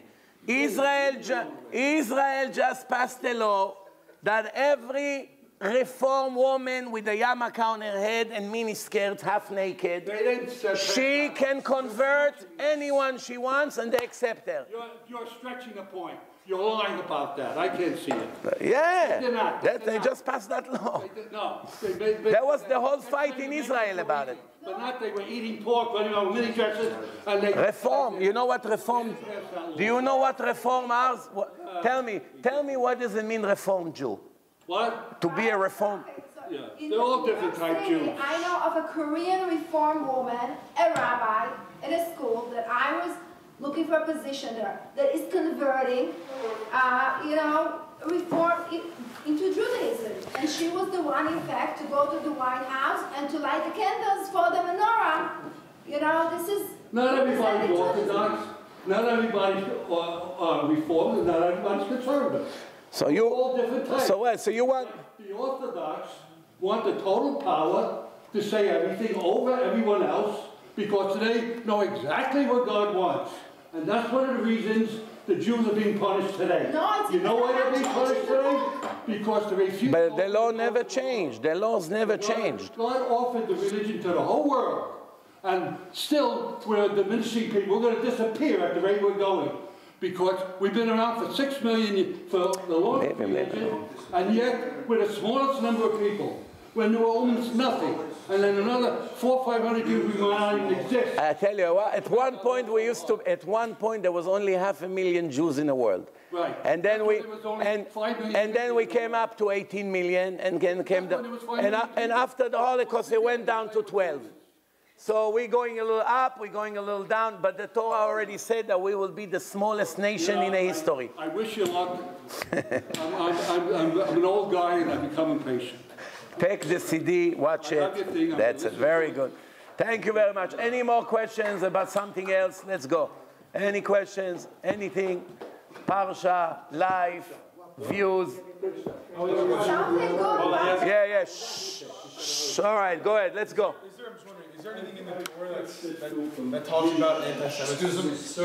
Yes. Is there like a natural... It's a natural laws in a creation. Where in the Torah? It says in the Torah that the Gentiles will never leave the Jewish people alone. They will always be after them and chase them and look for destroying them. It's in the Chumash. There are a few verses like this, at least 10 that I can tell you from the top of my head, that the Torah said that we will never have rest. We will move from one place to the other. We will always be the smallest nation. And it's a law in Judaism, Esav soneh leYaakov, halacha. Esav soneh leYaakov. However, there's always an exception to the rule. If you have 100 Gentiles, doesn't mean all of them wants to kill you. You may find 10, 20 of them that love you and okay with you and willing to accept you as you are. But the majority, as you can see now in Europe and the rest of the world, the majority of the Gentiles don't love the Jews. Look what's going on in the world. I don't have to show you this. Yeah. One of my worries, it's not a worry, who am I to worry about anything, but I noticed this, and I've been told by good Christian people, and probably good Muslim people too, and I see it within our own people, that we constantly harp and preach that we're persecuted and we're kicked out of every country, and to an extent we are, and you could say God punishes it, you could say we bring it upon ourselves. But what I'm saying is that, and it also says in the Torah that if we're good people, we're going to be the blessed people of the earth. Right. So all I would like to see before I go to the other world, if there's another world, is some Jewish leaders of this generation, if there are any, to say, you know what, we are persecuted, but that's we brought it on ourselves, and not necessarily. We're a blessed people, we're admired, we're privileged, and I don't see... You obviously don't listen to my lectures. If you would listen to my lecture, you would hear 50 times at least that I say in the lectures that everything that happens to us, it's our fault. Include the Holocaust. Include the Holocaust. 100% our fault. Okay, but up until now you haven't said that. Well, it wasn't the subject. It wasn't the subject. Well, I didn't see millions of other things tonight. Well, what's the point? What's the point?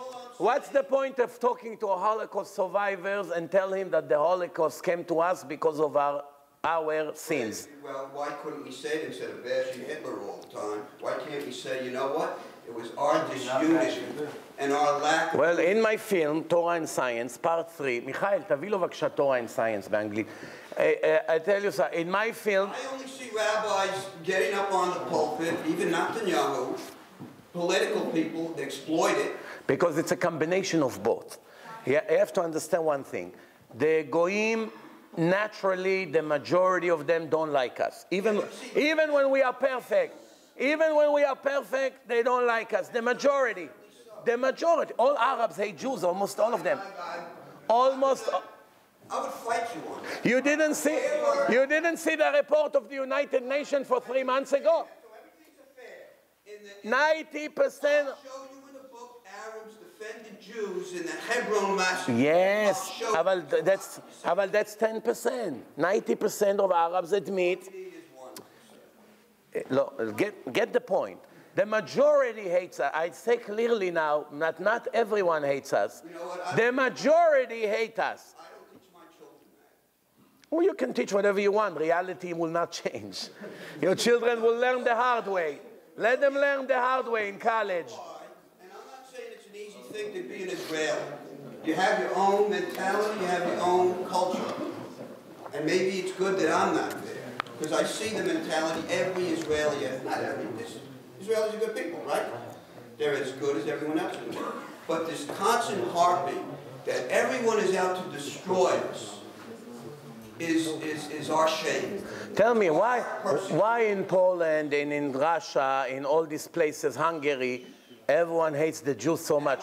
In Ukraine, what did we do to Ukraine? In Ukraine, people are being slaughtered every day. No. Before. Why the Ukrainians have to hate Jews so much? What did the Jews do to them? Okay. Why? I received a letter from a priest from Ukraine that is in charge of a church with 5,000 Ukrainian people. And he wrote to me in an email that he started to listen to me and he realized that Christianity is fake. So he asked my advice. Should I get my family in the middle of the night and run away, or I should try to stay here and take a risk by changing the people slowly from Christianity toward Judaism? So he told me, if people here will find out that I spoke a word to a rabbi, they'll murder me and my whole family in a day. The people here in this country hate the Jews more than the Nazis. That's his words. Ukraine Goy, priest. He told me if they only find out I speak to a rabbi, forget about that I say I love the Jews or help the Jews, just speak to a rabbi, they'll murder me and my whole family for speaking to a rabbi. So where are you dreaming? Where your dreams come from? Where are the Jews to get to this individual and say, we're behind you, we're with you?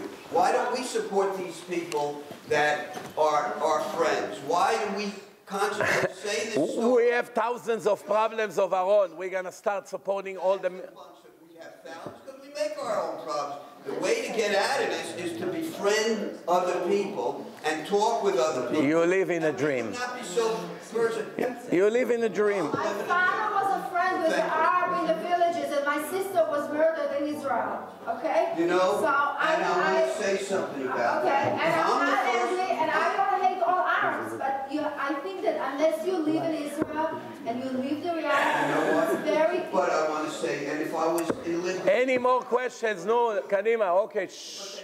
All right, okay, fine. All Gentiles are wonderful. They all love us. Next, Kadima. It might be a little bit of a complex question. Yeah. What's the halacha with genetic engineering? Like Yeah. you put in your order, you want a male, you want a female, you want blonde hair, blue-eyed child. Yeah. What's the halacha? Okay, here's a very good point. Today in the world, they make a committee that people that have 4 girls and they want now at least 1 boy, so they review their application. And they thinking, we obviously cannot act as God, but a little bit we can act as God. A little bit, not fully. 10% will be a God. We still leave the majority to God to decide because he needs to balance the world. So therefore, in a rare occasion, we will allow to do it genetically to determine the sex of the baby. But here is the problem here. The problem here, it's the same question almost like cloning animals. Later it would lead to clone people. The problem is like this.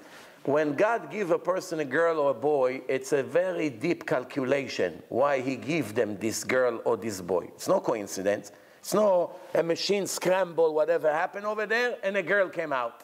Or a boy came out accidentally. No. First, Hashem reviewed the parents. Then he reviewed the soul that's supposed to come down to the world. What's his tikkun? Does he have to have a tikkun of a male?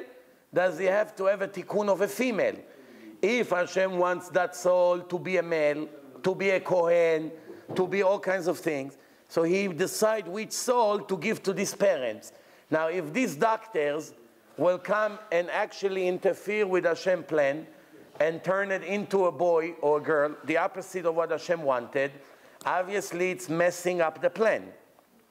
But at the same time, you can say, wait a minute, we all mess up the plan of God every minute of our life. People that use birth control, they're not messing with the plan of God. They also mess with his plan. He wanted you to have 5 more kids. Why you only want 3 and a dog? You know, he wants another 8 to be in your home. But you interfere with his plan. So obviously, this question is, you understand that it's a very general question. The question, is it allowed? The answer is no. People do it, yes. Same thing, people mix species and fruits. They take one seed from this fruit and another one, and they make something new. Jews not allowed to do it. But if the goyim did it and they sell it in the market, we're allowed to eat it. But we are not allowed to create it. You understand? Same thing if you know in Kilaim, in Gemara, you're not allowed to put the seeds too close to each other because they get mixed in the ground. So there are rules in the Torah that Jews are not allowed to interfere with the creation. However, the goyim don't have a law. They do whatever they want. They mix animals. Now here comes the problem. What happens if tomorrow they decide to clone people? Ugly parents, the husband is ugly, the mother is very ugly. They want to have a kid, Richard Gere. That's what they want. They don't want another monkey like them. So what do? They want to clone. So they pay Mr. Gere $10 million from the money that they have. Allow us to clone you, your DNA. So now you have a little Richard, son of 2 monkeys. You understand? So far the story sounds good. But here's the problem. All of a sudden you may have 50 million Richard Gere. Now this is a problem. Why? Because when Hashem sends people to the world, what do you think? It's coincidence how you look? It's no mistakes when you're ugly or when you're handsome. It's calculated based on the purpose of your creation.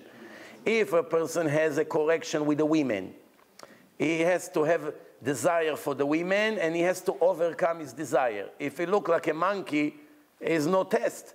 Every woman he comes near her, she runs away. So what kind of test is going to have? He has to be handsome and charming and charismatic and smart, that all women smile to him, you know. That's the test. So now, if somebody's supposed to be ugly, that's the way Hashem wanted him, to be ugly and depressed and this, and oh, look at how I look, what's my life is. And it could be that in his previous life he was very handsome and put down other people, or, you know, treat very bad his women, his wife, whatever. Now they made him measure for measure. He has to come back ugly. But now cloning decided that he's going to look wonderful. So that's another messing up the plan. But here is what I'm thinking, that if, God forbid, they ever come to the day that they begin to clone people, first, I'm not even sure that they can clone anything. I'm not convinced that they clone Dolly, the sheep.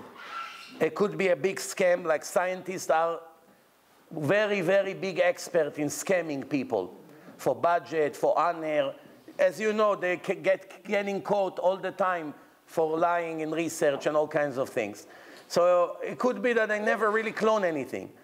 If they did, let's assume they did, tomorrow they'll decide to clone people. It's still God's decision if to send a soul to that kid or not. Hashem may not want to cooperate with his plan.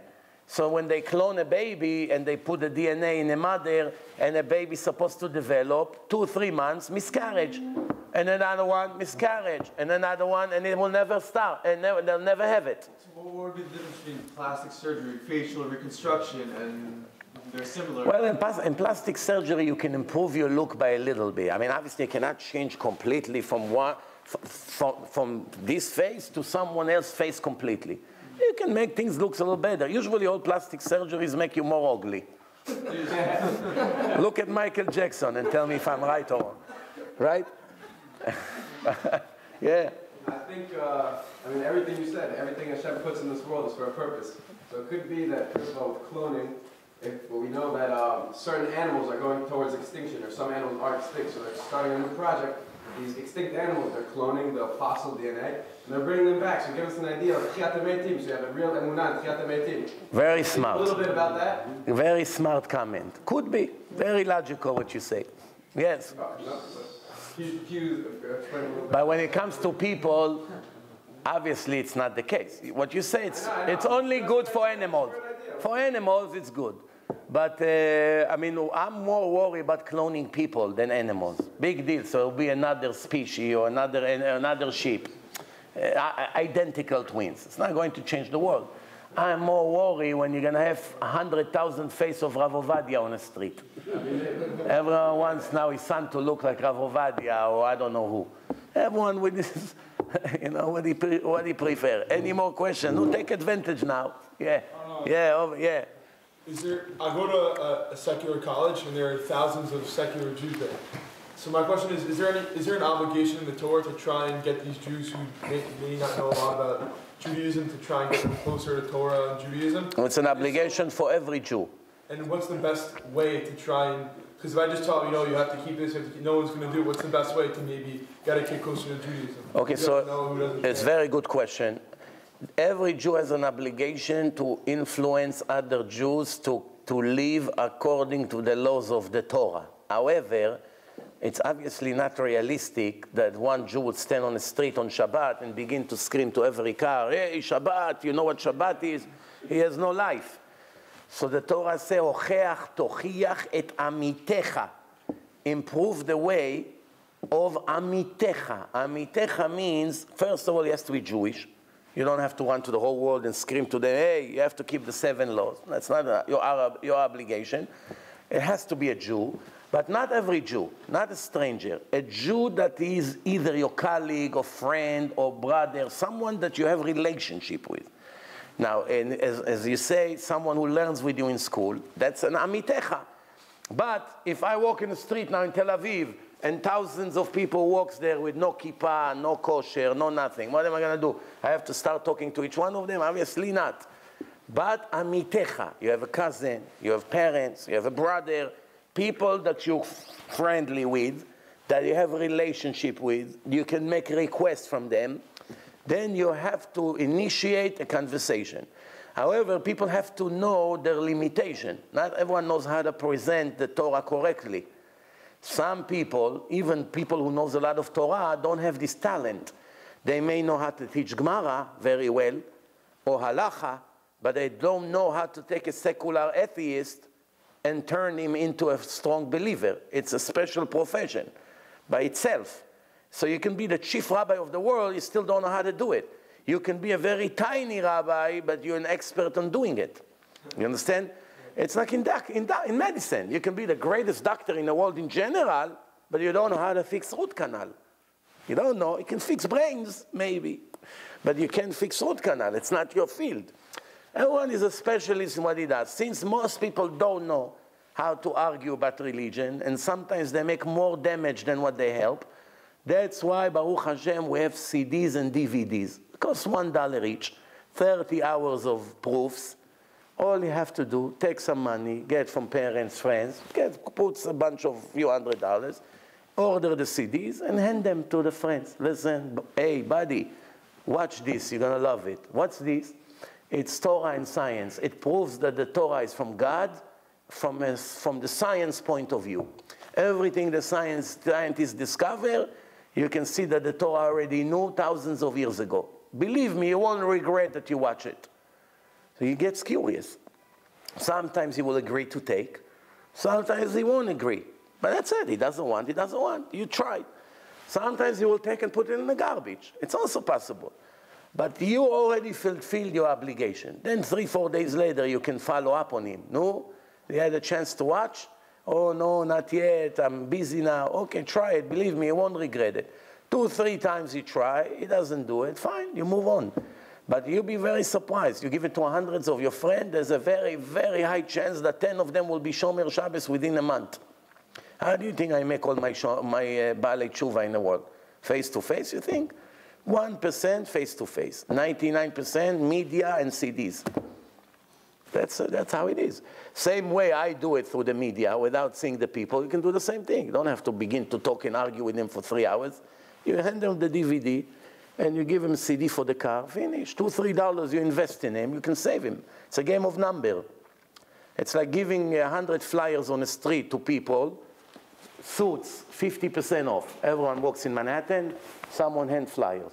100 flyers he gave, one person turn around and walks inside, buy 2 suits, $300 profit. Another 100s go, 2 more people walked in, another $1,000 profit. That's how they make the money. What's ads? It's all game of numbers. Same thing when you can save souls is game of numbers. You just have to approach as many people as you can. The hardest things in Kiruv, it's to locate the secular people. Because those people are not running to lectures or to speak to rabbis. If we had an hocus pocus way to press a button, even if it costs millions, and put all the secular Jewish people for 3 days in one place, do you know what would happen after that? The majority of them would live religious. 3 days. One proof after the other. They won't be able to resist. Bro, do you think the problem is, like, think people are atheists, or people just don't care? There's two kinds of atheists. There's atheists that they are completely ignorant and they really believe that none of the things that the Jews say is true. That's honest atheists. Most of the atheists are the biggest crooks in the history. They already know and they suspect that there is the truth over there, and that's why they don't let you talk. And they don't agree to come, and they never initiate a talk. Or when you give them, they always put it in a garbage. They will never, ever move to the next level. And that's why they're always busy making up lies against their religion. Why? Why do you care? Just tell him the religion can be real, can be fake. I don't care. I do whatever I want. You like it, fine. You don't like it, beat it. That's it. So why they don't do it? You don't hear it. They always begin an argument. Nah, it's not true. The world is billions of years old. All of them repeat the same nonsense. Why? Like robots. One copy from another. How? They all believe? They don't believe this nonsense. Because I'm telling you, there's not one evidence that the world is more than a few thousand years old. I put a film in my website by an American scientist that took all the methods that they used to calculate the age of the world and crashed one by one. Robert Gentry, a goy, American scientist. Watch in my website. It's called Fingerprints of the Creation. After you watch that film, you begin to laugh for a month. How people even dare to say this nonsense. It shows you how the lies and all the scams of the scientists, they themselves know they lie. Tell me, so what is he, how does he refute it? How is? Yeah, how does he refute it? I didn't hear you. How is he what? How does he refute it? Ah, oh. Just watch it. Believe me, after you watch it, watch it. Rabbi, he's asking, how does he prove it? What is his proofs? Well, I'm going to start repeating now to him an hour film. Just because he doesn't want to watch it, it's his problem, not mine. I gave him the medicine. He wants to eat it, fine. Doesn't want to eat it, it's not my problem. But you'll never answer it. No, watch it. It's a lot of material over there. It's a lot of... David, next lecture he's going to answer it. Next lecture. I heard that from another rabbi. Watch my next lecture. There's so much to watch. Just start. That's how we start. Just start watching. Yeah. So, we think God is for 11 months for the soul, right? Yeah, actually it's 12, but on the 11th month we stop for a week. Okay, that's good. I just might not be right now. Fingerprints of the Creation by Robert Gentry. So So it says a trial in Shammai lasts for 12 months. That's true. A trial? Trial in Shammai. That's a sensitive issue. Okay. Many of the rabbis teach that that really the punishment is 12 months, but it's incorrect. The trial is 12 months. Yes. The trial, Mishpat Reshaim Bashamayim Yud Bet Chodesh. And the proof is that when many people did seance, communicating with souls of dead people that are dead already 17 years, 30 years, etc., they ask them, where are you? And they say, in very bad place. But they're already dead for 30 years. And after they started to do, when they became religious, their kids, after many, many years, there is a professor here in New York, Professor Rubinstein, in Einstein Hospital. He is the one who named AIDS, HIV, yeah. AIDS. Aryeh, you know him? From Muncie. He wasn't born in Muncie. He himself was an atheist. I gave a seminar with him 18 years ago. And this is what he told me. He told me that through the AIDS, he realized there is a creator to the world. Because he saw that all viruses behave in a specific way. And this virus is like a person. It's very clever. He's all the time change his shape, mutation. He knows how to hide. Obviously, someone directed. And he realized. And then he began to argue with rabbis. And eventually, he found the truth. You understand? So now, he said a story. that his father died 17 years before he became religious. And then once he became religious, his mother passed away. And he started to say Kaddish for his mother. And after a while, his father came to him in a dream. Now you have to understand, this is an Ashkenazi doctor, one of the biggest doctors in the world. I'm not now talking to you a doctor from the Kupat Cholim. We're talking a top doctor. Infectious disease. Yes, very big. Especially the articles about him in the most prestige magazines for doctors. And he will never make up such a lie. He's a very, very respectful person. So he say that once he started to say Kaddish for his mother, one day his father came to him in a dream, all black. And he said to him, Aryeh, what's with me? I'm not your father, only your mother. So he didn't understand, how can it be? After 17 years, all of a sudden his father showed up. So he came to the rabbi in Monsey. He told him, this is the dream I had. My father is upset at me that I'm only saying Kaddish at my mother. So the rabbi gave him a good advice. He told him, so from now on, start saying 1 year Kaddish for your father. This is 17 years after he passed away.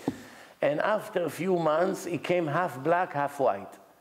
He said, I have a big relief. Don't stop. So here is a proof to you that a person is getting punished a lot more than a year.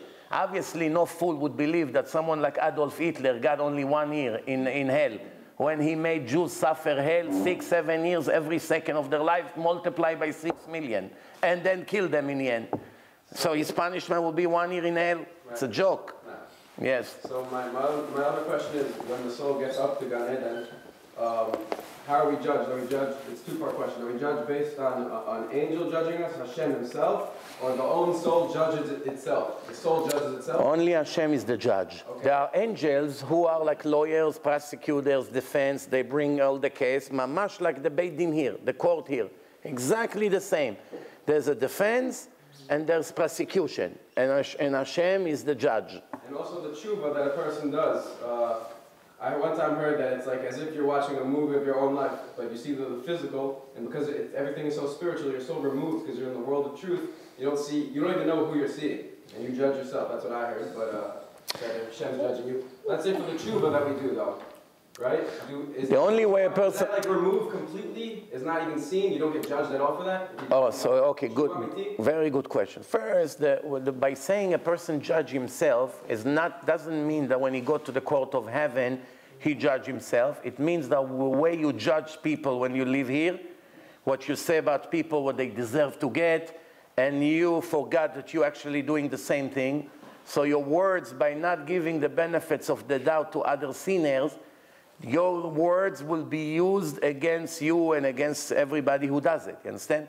Like they say when they arrest someone in America, everything you say now will be used against you in a court of law. They have to tell you this. So this is exactly how it is over there. If a person say, this person is a thief, he deserves to get this and he deserves to get that, how they give him this job, why? And he himself is a thief. But the person doesn't see that he's nothing better. So the words that he said to his wife about that person will be heard in his trial, to use it against him to make his punishment worse than what it's supposed to be. That's what it means a person judge himself. Not that he sits and look at himself now in a film and say, I deserve to get this and this. That's not the case. So now the next question you asked about the tshuva. The next question is, the tshuva is repenting and making all the sins that we did, we get rid of the punishment. In other words, if we're supposed to get X amount of punishment, one day we made tshuva, we stop committing those sins, we regret, we ashamed, we make confession every day when we pray, Chatati, Aviti, Pashati, then Yom Kippur come, and another Yom Kippur. So obviously we corrected the sin completely, from all directions. But it's still in our files. It's in the file. You know, in a computer, you have viruses that you can remove right away by a special virus remover. But some viruses, you can make them unable to work, but they're still there. You see it, blurry, but it's there. So you need something very special to remove it. Not everything can be removed. It's still leave an impression. Same thing, the sins. Some of the sins can go completely out. For instance, If a person did tshuva me'ahava, real repentance, but out of love, no fear. No fear involved, only out of gratefulness to Hashem, out of love to Hashem, out of shame. How did I do such things? How? Nothing to do with punishment. No one even told him punishment, b'chlad. Only, Chabad style. Everything, Hashem is merciful, He loves everyone, everyone goes to heaven, this kind of style. And that's how he became religious. Very rare that a person become religious with compliments how great he is when he does all the sins in the world, but it's possible once in a blue moon. A person like this, the level of his tshuva is obviously much higher than a person who became religious because in the back of his mind, I'm going to pay a very heavy price for my actions. Obviously, he deserves a bigger reward because the punishment was not even a factor here. So someone like that, his sins turns into mitzvot, like the Gemara says. Not only his sins do not stay in his file, each one of his sins goes to the opposite side and become positive mitzvah. He's going to get reward for that. But that's very rare. That a person will do tshuva me'ahava, maybe 1 to 100,000, maybe who knows. Only Hashem knows. Other than that, it stays in the file. So the Ari HaKadosh, which was the biggest mekubal in the last 2,000 years, Kabbalist, he said there is a way to get rid of those sins, that no one in the court of heaven will even know that they existed. After you clean them, you fix them, but they're still there. When you cry, when you pray and you cry, like in Yom Kippur, when you cry from the sins that you did, you take the tears and put them on your forehead. You smear it on your forehead, and that's a sgula to delete all the impressions that those sins ever made. That when you come there, they don't even know these sins existed. That's a Kabbalistic, mystical secret. You want to ask me the logic? I don't know. But that's what the Ari says. Rabbi, and the Ari, it's good enough to count on him. Rabbi, didn't you say that when we go up, they can read like all the sins we did, like on the forehead? Like a billboard, like in Manhattan, like you say, it's going to be like continuously. That's what the Ari says. They said that you know what? I tell you a story. I once met a girl from Queens, married woman. She's American, but her parents not American, but she was already grew up in America. And one day she comes to me and she said to me, I have to speak to you about something that bothers me very much, but no one should know it. Not even my husband, nobody. I said, who knows what happened? She said to me, I see things. I see things all the time in space. I say to her, what do you see? I see demons, I see angels, and I see on people's foreheads lots of letters. So I said to her, no, I begin to understand that it's another case of people who see spiritual things. There are people like this. So she said to me, my life is a nightmare. Now when I got married, and before I was married, I didn't have to hide it from anyone. I live in constant fear because I see all these horrible monster demons. I live in a very, very scary life. But now my husband is next to me and I have to behave normal. I see things he has no idea. I'm afraid he's going to think I'm crazy and leave me. And so I say to her, tell me, she said one time she went to the Western Wall and she looked at the walls and she saw thousands of faces of people, thousands, in the wall, reincarnated in the walls. And then she said to me, every person that I see, I know if he's righteous or wicked. I say to her, how? She said, I look at his forehead and I see if he has letters. If he has letters, all the righteous people have lights and letters here. And the wicked people have a black hole here, she said. So I say to her, can you tell me what letters you see on me? She doesn't speak English. She doesn't speak Hebrew. She doesn't know one word in Hebrew. She's American here, from here. So she said, I don't know how to explain it. I said to her, draw on a paper what you see. So she started to write letters. All of a sudden, I see verses from Yeshaya, from the Kedusha. And she doesn't know Hebrew. The point is, she just see, and she made it crooked. It took me a few seconds to realize what she's writing. So obviously, she see letter. Later on, after I spoke to that woman, I saw it in the books that the holy Kabbalists were able to look at the forehead of the person and know everything about him, like the Ari. Some people say the father of Rav Chaim Kanievsky, the stipler, everyone who walked into his room, they put his head down, because he looked at the forehead of the person, and sometimes he kicked him out of the room. Imagine you come to get a bracha from the rabbi, get him out of here. He begins to scream at you. What? Get him out, Rasha. It's a big thing. So everyone walked with their head down. People who had what to hide. You understand? So the idea is that there is something in it. To swear to you that it's scientific, I can't. I can't prove it. That's what people say. Also in the books it says that many Kabbalists in the past, they were able to see. I can tell you for sure that I was involved. And this woman came and told me that she see letters, and if she was Israeli, maybe I had a little suspicion that she's making it up. Since she doesn't know Hebrew, she was writing words in Hebrew from the Tanakh. Two things she didn't know. She doesn't know Hebrew, and she doesn't know these verses in the Tanakh to write them. So obviously it was real. Whatever she sees verses.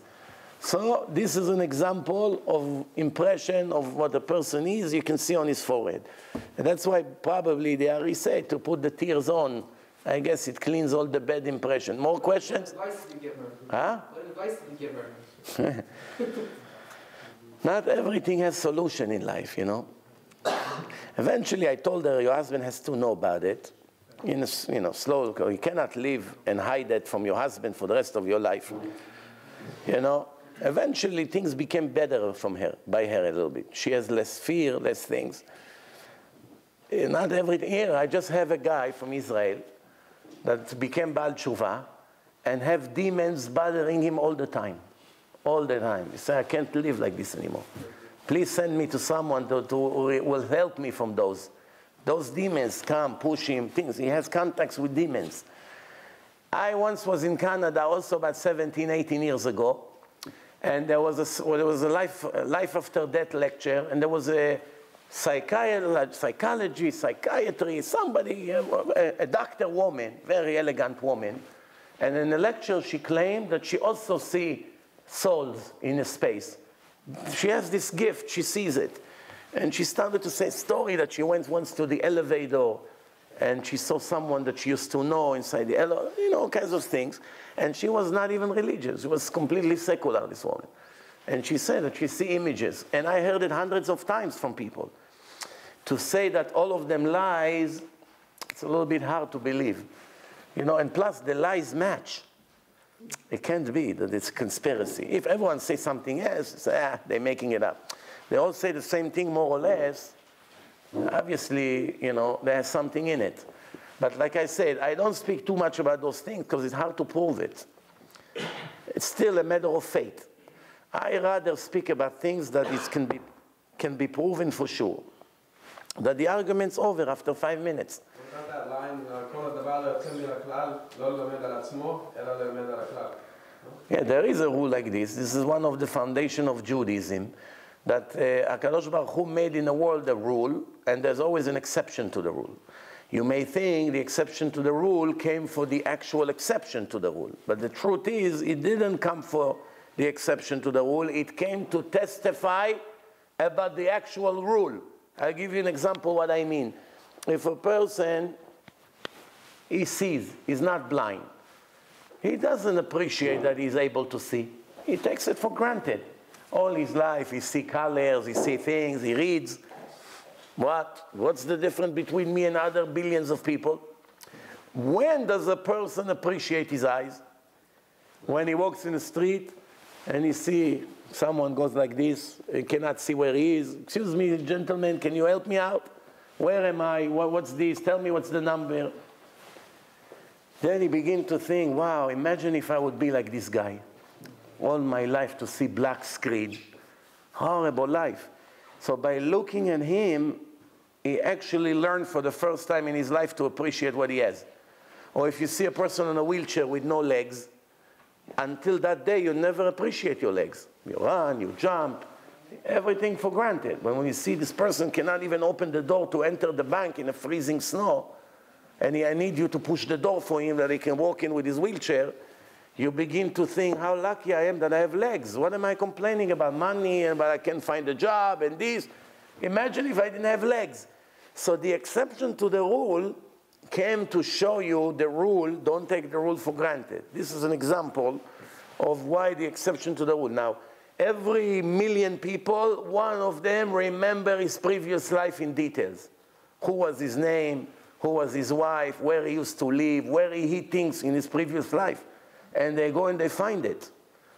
Why every million people, one of them remember his previous life? I don't know. Why there are millions of people in the world that without hypnosis, they remember their previous life? Only Hashem knows why. I assume that it's also a part of their calculation of their test. It's very common by the Druze, which shows you that there's a pattern here. That almost all these people are Druze.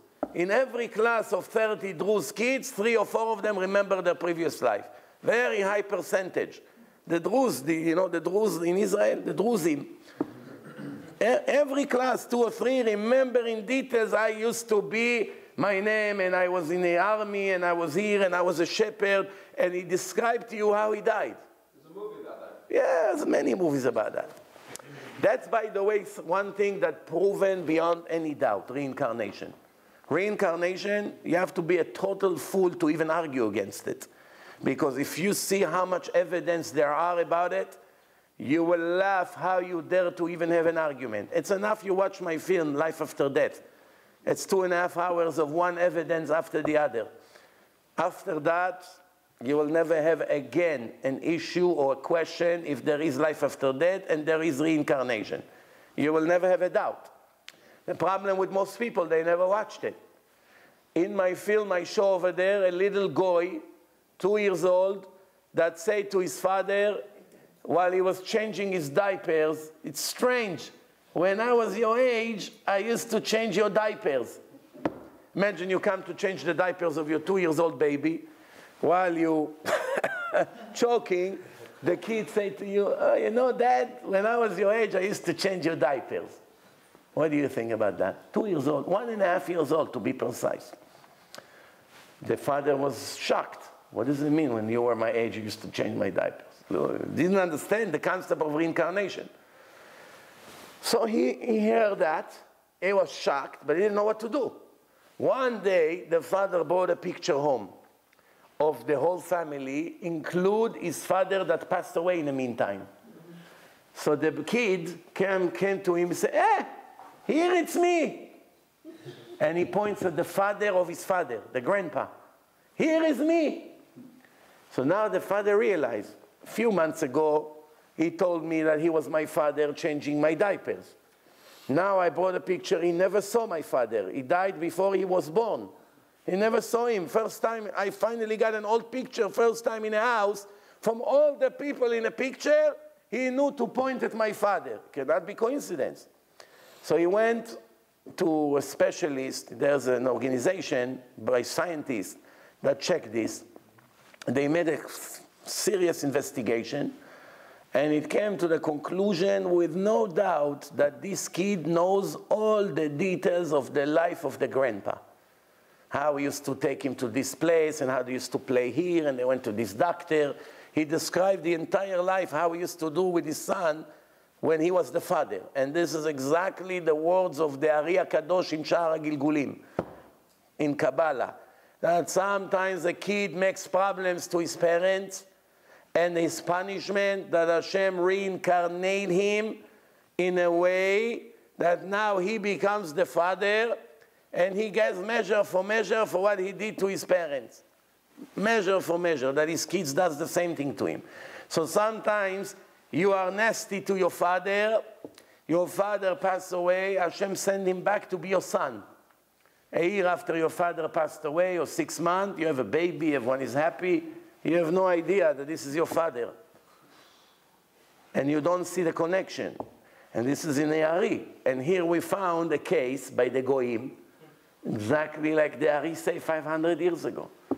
There's plenty of evidence, but that's not the subject now. Okay, last question for today. No? So for reincarnation, when people go up to heaven and the soul was in different bodies, how does it work? So this soul was like 50 different people, or whatever.